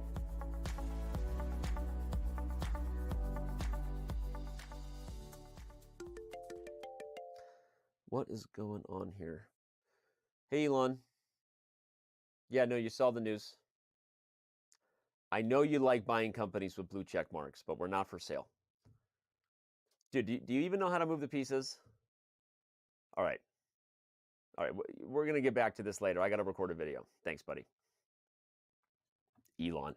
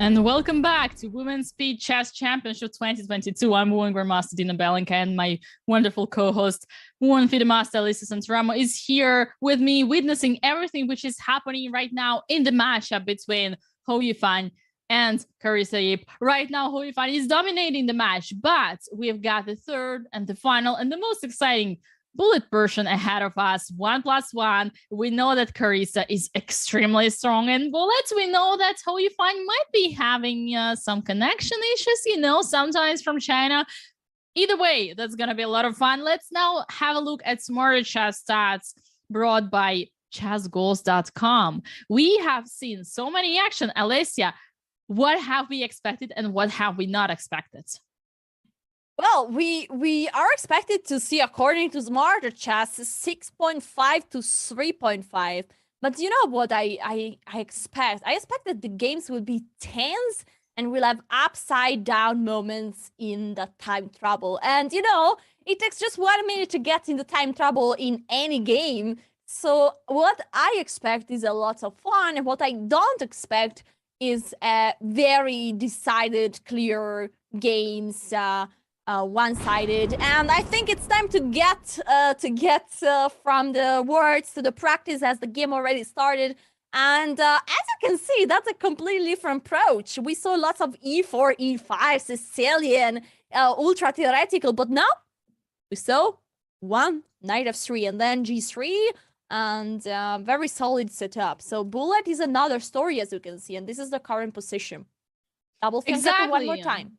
Exactly what I was going to say as well. In bullet, it's another game, and you kind of really want to have another opening repertoire. This is why you choose those lines, you know, like here, B3. Why? Just because you play the system. In bullet, you need to move, and you need to watch all the squares, you need to watch all the pieces, and you need to move. That's how it works. Yeah, definitely. And also, just having a more easy position to play, it gives you a much easier life, you know? Exactly. Easier to find moves faster, and time advantage is always important. Yeah, time advantage is important. Speaking of, here we've got the position, and it's kind of okay, a little bit nicer for white, but that's not a big deal. Yeah, there's not much going on. It's just about moving the pieces and controlling it, and the most action is gonna come somewhere, let's say in 20 once everybody's gonna be 10 seconds down. By the way, did you notice the move G4? We were having a counter of how many pawn G were pushed during the game, and here we have another one, you know? Yes, another G pawn pushed, exactly. And oh, so hot here. I mean, speaking of, it's such a fast game. You already have G5 and takes and all stuff like that. What? Oh, I thought something like, yeah, this move looks so good. Now, apparently, goodbye, Dina. We're yes, I'm here. It's just possible. Everything is heating up. I'm telling you, every single thing is heating up. Yeah, it's fine, Dina. We're always happy to have you back. So the problem here for white is that there is a checkmate. Well, sorry, the problem for black is that checkmate on h8. How are you going to avoid rook d3, rook h3, and mate, guys? That's not... that's a serious threat. Okay. It's a mate, but mate is not the end of the world, because you can also flag your opponent. Ah, yes, true. That's right. Yeah. And now she's farming. We find farming all the pawns, getting the pieces active. Anyway, there is not much to do for Chris. Okay, she's trying to exchange the rooks. Not a bad strategy there. And of course, Yifan says no. Now bishop e7. I think it's the end of the game. And that's a resignation. Yes, first game in favor of Yifan. But e4. Carissa doesn't give up. Her very aggressive. E5, oh my god, Alekai's defense. What? This is the crazy for Alyssa Santaramo moderators in her own Twitch channel. Yeah, you know, I've heard that you banned him. That's not a good move, Dina, just because he beat you, you know? Bishop a3, queen takes f3. Very nice position here for white. After short castle, white should have some really nice advantage, and I like the pawn on e5, very strong in the center. Yeah, and now white has the attack, has the good position, I mean, I'm happy. I'm happy to see this very dynamic, setup here. All right. Yeah. So dynamic setup for Carissa. This is the way that Carissa wants to play chess. Bullet or blitz, it actually doesn't matter that much because Carissa is going to push anyway in any time control. Now, once again, here we need to remember that Yifan might be having sometimes bad connection. Maybe this is what Carissa should be hoping for. I mean, this would be key saver for us, but also most importantly, Carissa is extremely strong in bullets. We have to remember it. We have to praise it. That has been only one game. Now more. Oh, knight e5. I like that. Knight attacking c7, e7. And queen attacking this is c4. strong. And things in bullet are going so fast. At the moment, Carissa is having an extra pawn, but there is some pressure on the b2 pawn and c2 pawn. There is a strong bishop, a strong knight, active rook, and active queen. All the pieces are targeting the 2 pawns on b2, c2, and this is not giving white an easy time to develop all the remaining pieces on the queen side, the bishop on c1 and the rook on a1. So we'll see, not so easy. 17 seconds remaining, 15 seconds. This is getting short. Okay, she took on e7 and not the pawn. Ooh, I'm gonna see a knight jumping on e7. Oh, careful. I also wanted to see it. I honestly saw it already, like, knight e7, like queen move, queen. Yeah, just get rid of the queen. Okay, now is the most exciting part of it. 10 seconds for each. I mean, 12 to 13. Should we take the knight on b2? I don't know. The knight is a knight g4. I love that. I love it. Now, oh my god, if you Takes. take the knights. Oh, now bishop h6. Yes. That's a good move. Maybe rook d1. Okay. Rook e8. Queen a7. Queen h5. Ooh, okay, queen h4. Oh my god, now there is mate. No, queen. Oh, the knight is hanging. Wait. The knight is hanging. Oh, the knight. Yes. Oh my god, Grace is winning. Probably. Yes. And she resigned. Yifan resigns. No, Carissa you with don't resign in bullets. You don't resign in bullets. Well, with a piece down, you can also resign the knight. Yes, but couple of. I mean, okay. Let's praise this fact.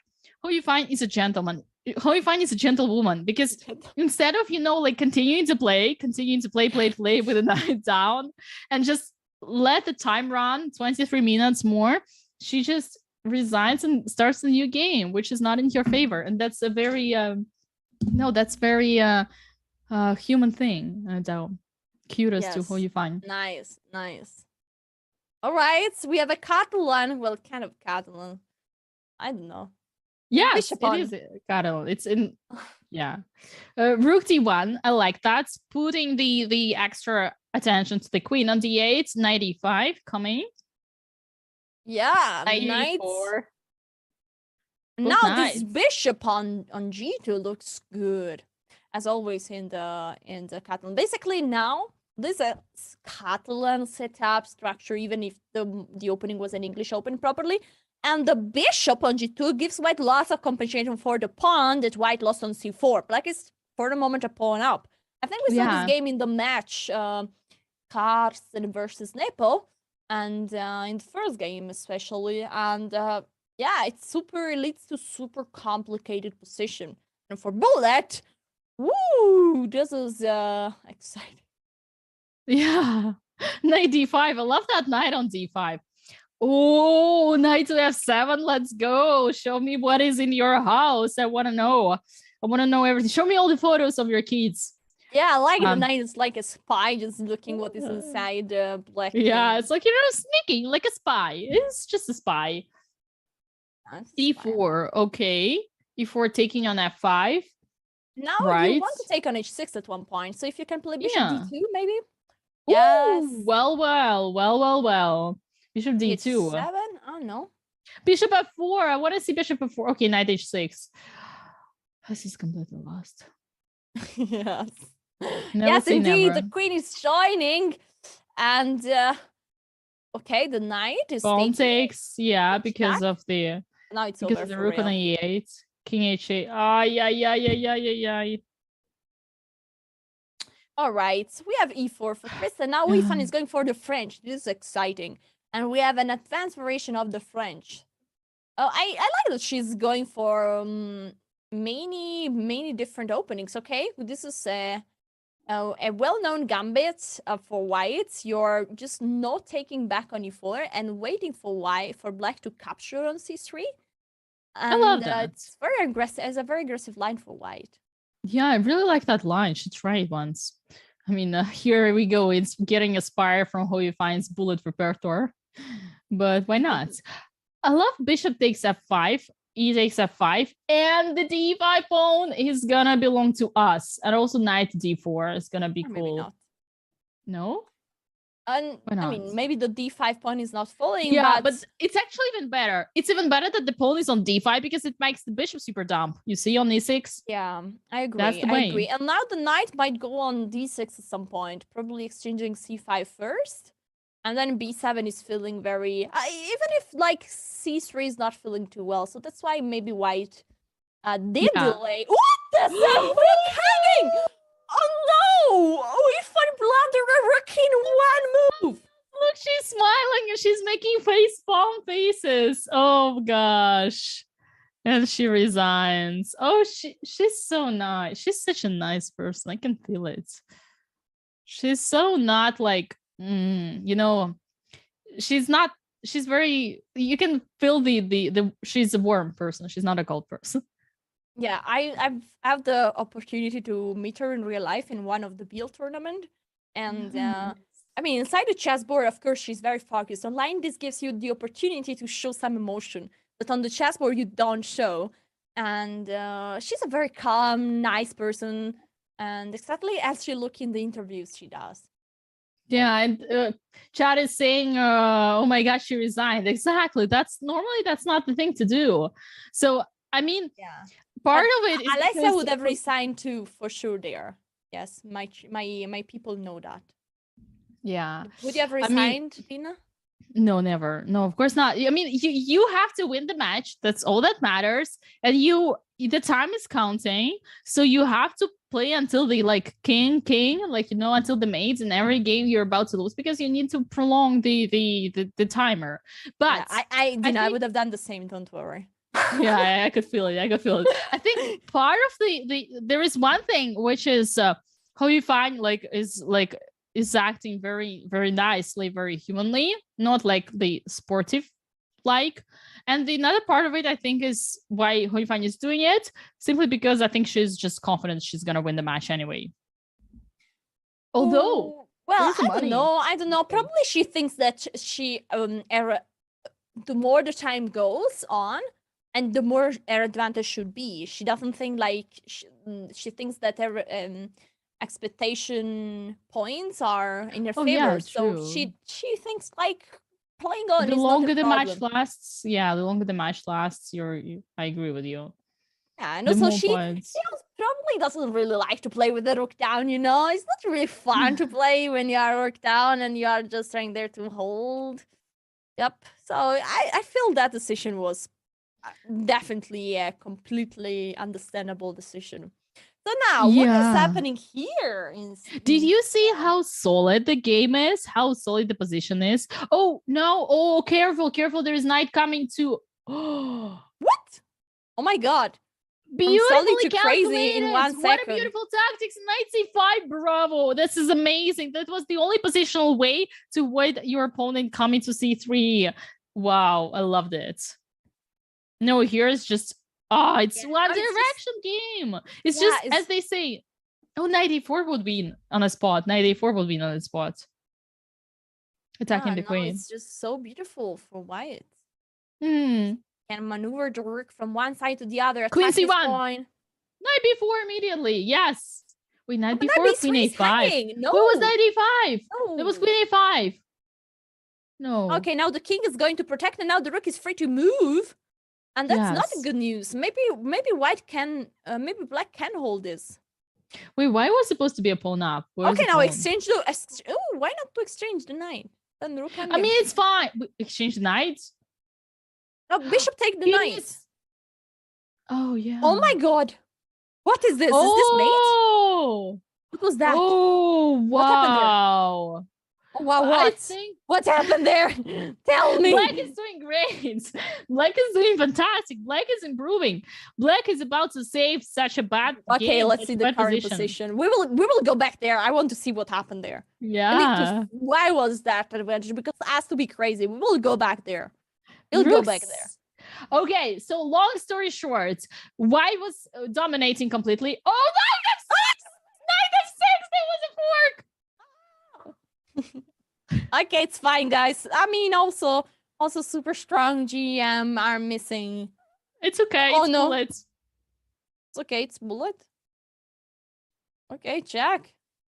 Yes, King D6. Hello? King Hello? D6. Hello? Hello? Make a move! Move! Oh, no. What happened there? Okay, let's go shortly back because... What happened there? Was the connection? Yeah, probably. So here, apparently, this was completely winning. What's the move here? After rook e1. Oh, wow. Too late. I think it's bishop b4. Oh, bishop b4 attacking the rook that is protecting the knight. Yeah, sorry, guys. What happened there? Brain freeze there, right? Why did Carissa? How did he get? It happens sometimes when brain it's too hot. freeze. You can have a brain freeze. Yeah, camera switches off, brain freezes. But it was. No, but you can have it seconds. really. When it's too hot, you can have this brain. Yeah, let's take a drink all together with cheers, our cheers, viewers. Dina. And cheers, everyone in the chat. Yeah, fun with us. For the temperature on the board and off the board.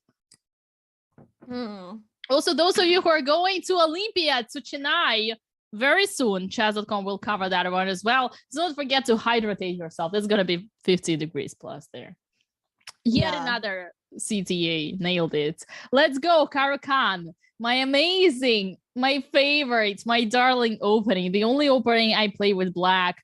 And also very often with white because I'm an E4 player. I am so excited to see it. I kind of feel insulted that Karakan only happens in bullets. Alicia, do you have any idea why? No.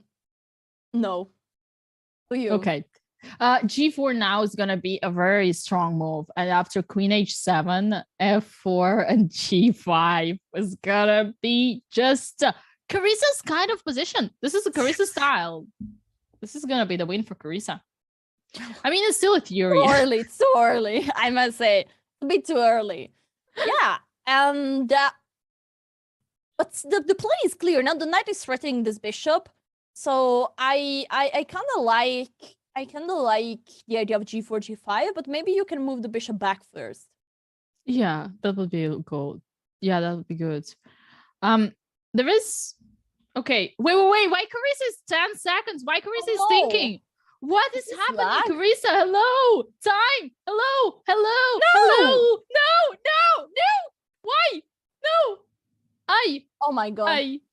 Oh my god, what is that? What is happening must be the there? connection. I think I told you, the phrase I told you works here, but it actually... Yeah, she's talking to the arbiter. We can see Carissa talking to the arbiter. So I think the phrase I told you about the connection worked, but just the only detail, it was vice versa, you know. Yeah, pity, because this position was very promising for her. Yeah. No, it's just too. How you find is shocked, like what, the connection is not mine? No, but I mean... What, the connection is not mine? I mean, this is a big shock. Okay, guys, let's concentrate on the bright sides. Carissa's reconnecting. Yeah, that's what we see here. But this is super upsetting because, you know, this game was a very nice chance, and you are also... Time is going out. Now there are less than 12 minutes going on. Not many games, you know? Yeah, so... and you know, Carissa's not the only one who has technical difficulties. It's just too hot. It's just too hot outside. It's I mean, 41 degrees in Paris today. I mean, my camera just says yeah, I won't stream with no conditioner in the room anymore. Luckily in the candidates we got air conditioning, right? Mr. Producer. Spain is also, but yeah, it's clear that Carissa is having some lag. Just has to bar okay condition, okay connection. Okay, conditioner. Okay, conditioner is for me. I need a conditioner. AC, ladies and gentlemen, is the saver. Okay, we're back with Catalan. Is that what we are back with? Well, it's start like an English opening with C4, but then it takes like the very looks like a Catalan. Just the pawn goes on E3 a bit too early. I don't know. But it's maybe just part of the Catalan theory, you know? Yeah, absolutely. Part of the Catalan theory. Here we have the Carlsbad. The Carlsbad, good thing about Carlsbad is, first of all, it was invented in Carlsbad. Was it like in Czech Republic, I think? And secondly... And it's a pawn structure, let's say, just because... Yeah, it's a pawn structure. And secondly is that it's very solid and very positional. So it's a perfect opening for Hou Yifan. It's imperfect opening for Carissa Yip. So Carissa needs to find a way to go. But imagine what a big struggle must be right now for Carissa in her head.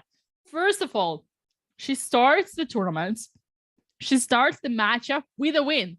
She flags world's highest rated player of all time, former world champion, strongest female chess player.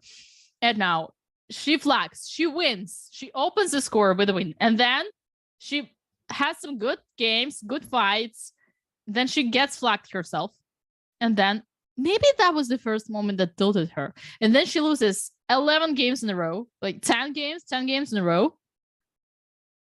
And she's about to make a comeback. She's in bullet. It's her cup of tea. It's finally her water. She's gonna do it. She's gonna fly there, and boom, the connection.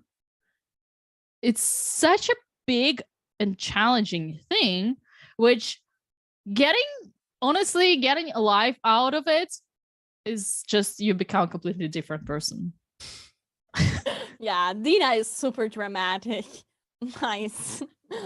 And what about this position? She is really becoming a completely different person, but still she has the same kind of problems in this kind of position. She's getting strategically dominated by white, by Yifan. This position doesn't look good for Carissa. And yet I see another H pawn push. Here it's an improved version of what we saw just before, by the way. The same like kind of structure. H5. Let's wait. There is something here for black. Wow. Okay.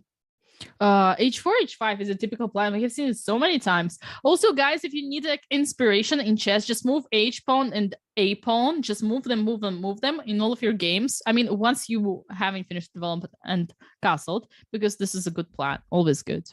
Yeah, it's a very interesting plan. Now, knight f4 and bishop e6. Haha, mate, nearly. Ooh, right. Bishop yeah. e7, exchanging.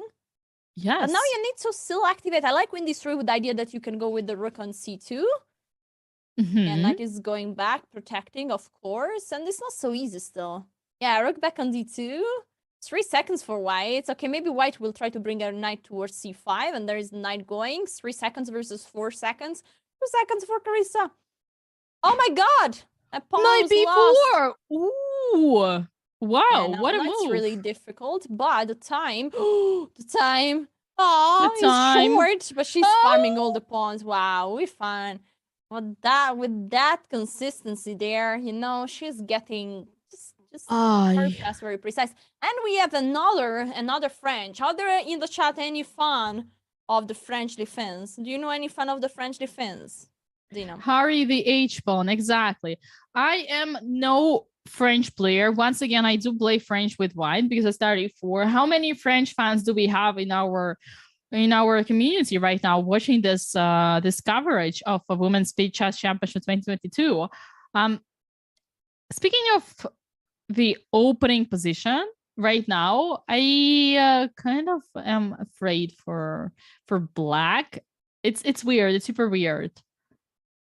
I think white is actually doing really great in this position. By the way, H pawn is there watching you and all your family. Yeah, it's a strong pawn indeed, you know. And this blocking, completely blocking side, and white has more space, can bring the pieces and attack g7. Sometimes bring a rook on g3, queen on g4. Oh, threatening mate on h7. f5 is the only move. Knight takes.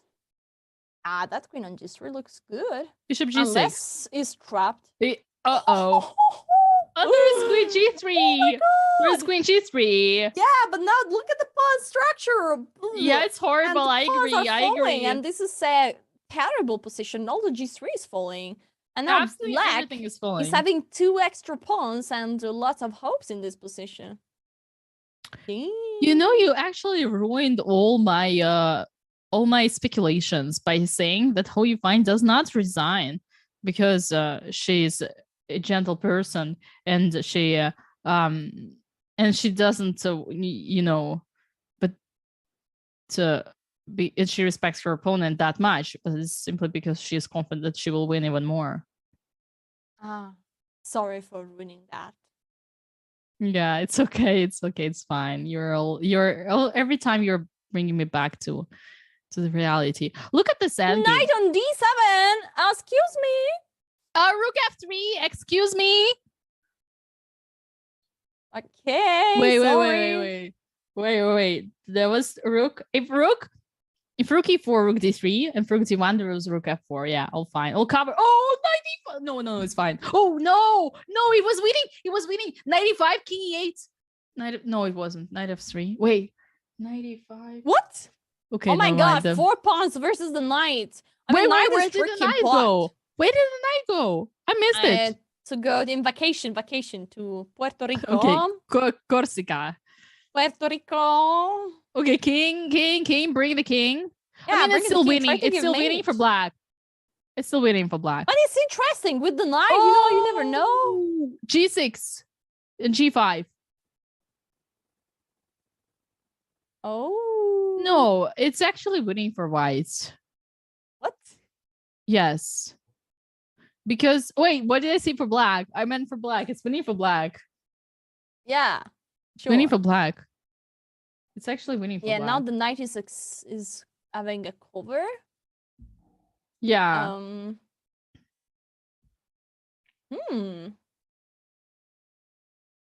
And now maybe rook a7. Oh, knight f6, trying the last check. Ooh, that was dirty. G7, oh, G7, that's G7. actually painful.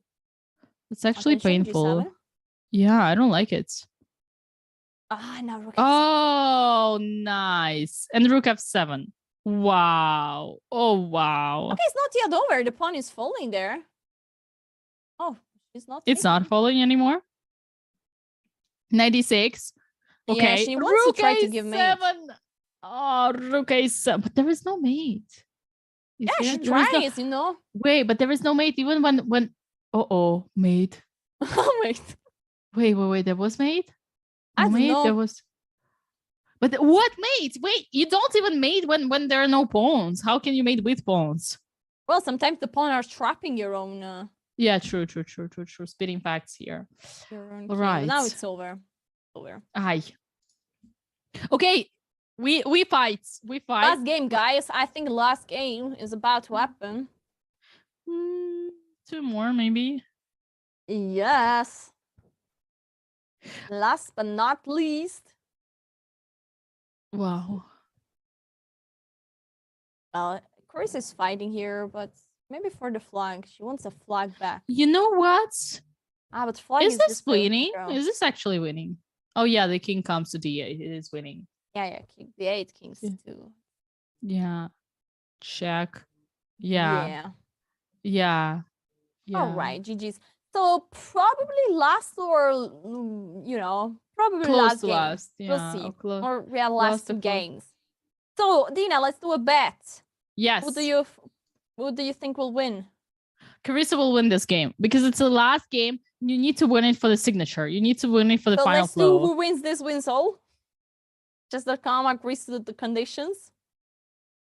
Yeah, wait, surely they wrote yes. Yeah. Who wins this wins everything, guys. Attention. Oh, yeah.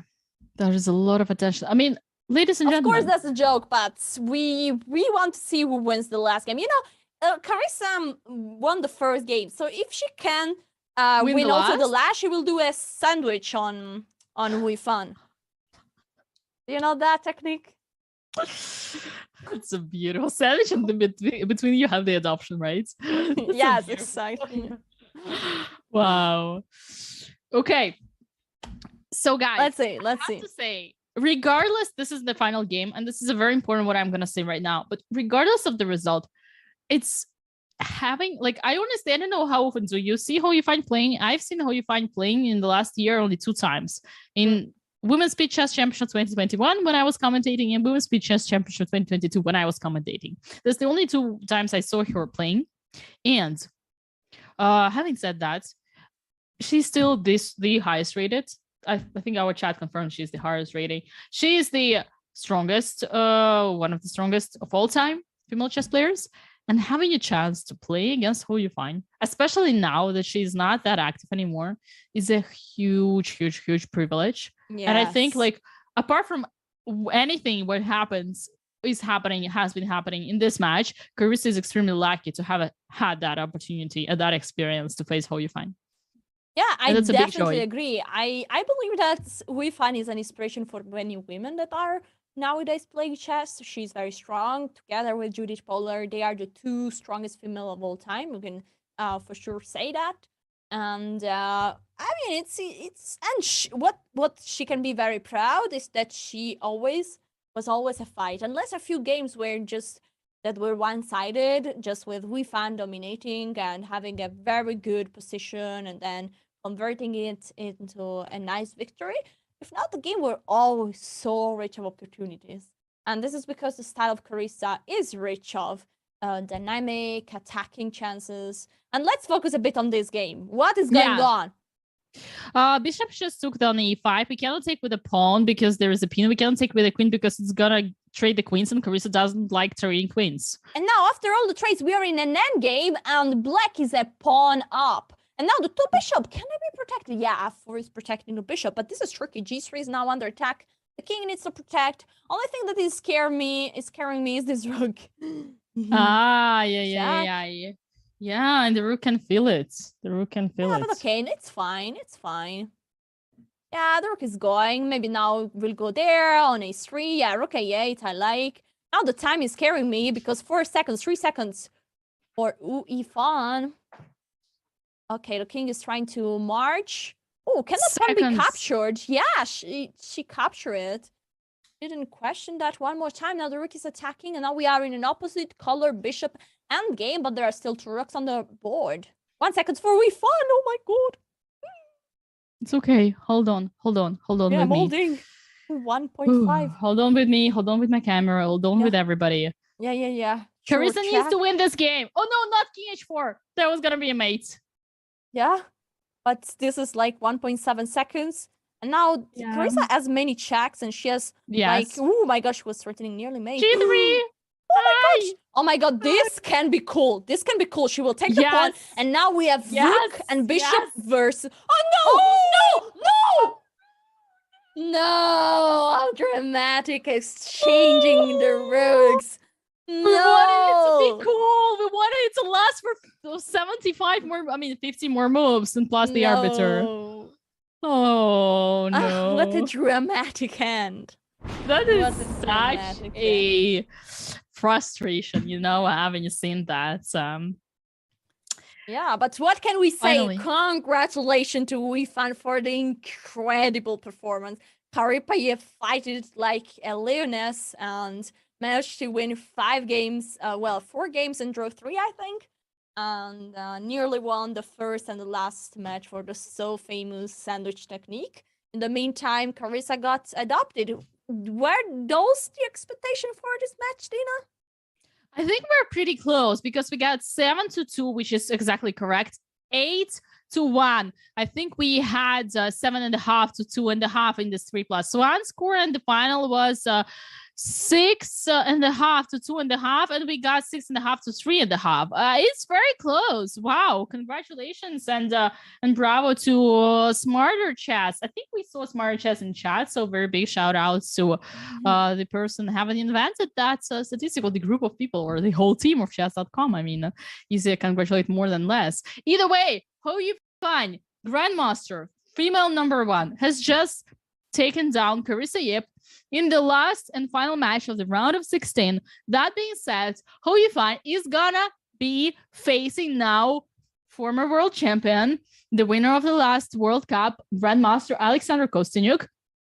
And as we can see on the brackets already, we already know one of the semifinalists, which is Valentina Gunina. And speaking of, tonight, we're gonna see yet another semi-finalists by the end of tonight's show, because tonight, later on, in actually just 30 minutes, in half an hour, we're gonna see Katerina Lagno facing Hampi Koneru. And with these two grandmasters, we're gonna see one of the semi-finalists. Just as I said, well, Alessia, that has been an absolute pleasure having had an opportunity being here with you, commentating on such a short match and enjoying my time. Absolutely. Yeah, I wish you all the best of the luck for the commentary of Lagno versus Koneru. I'm excited. I will be watching that, and we will see who gets to the semi-final, you know? And it's been a pleasure today. The commentary was really fun with you, Dina. Thank you, everybody, for sticking with us, and hope to see you soon next time. Hope to see you too, Alessia. That was an absolute pleasure. Just as I said it, just as we said it, in 30 minutes, we're going to have another match. So do go somewhere for now, but be back very shortly.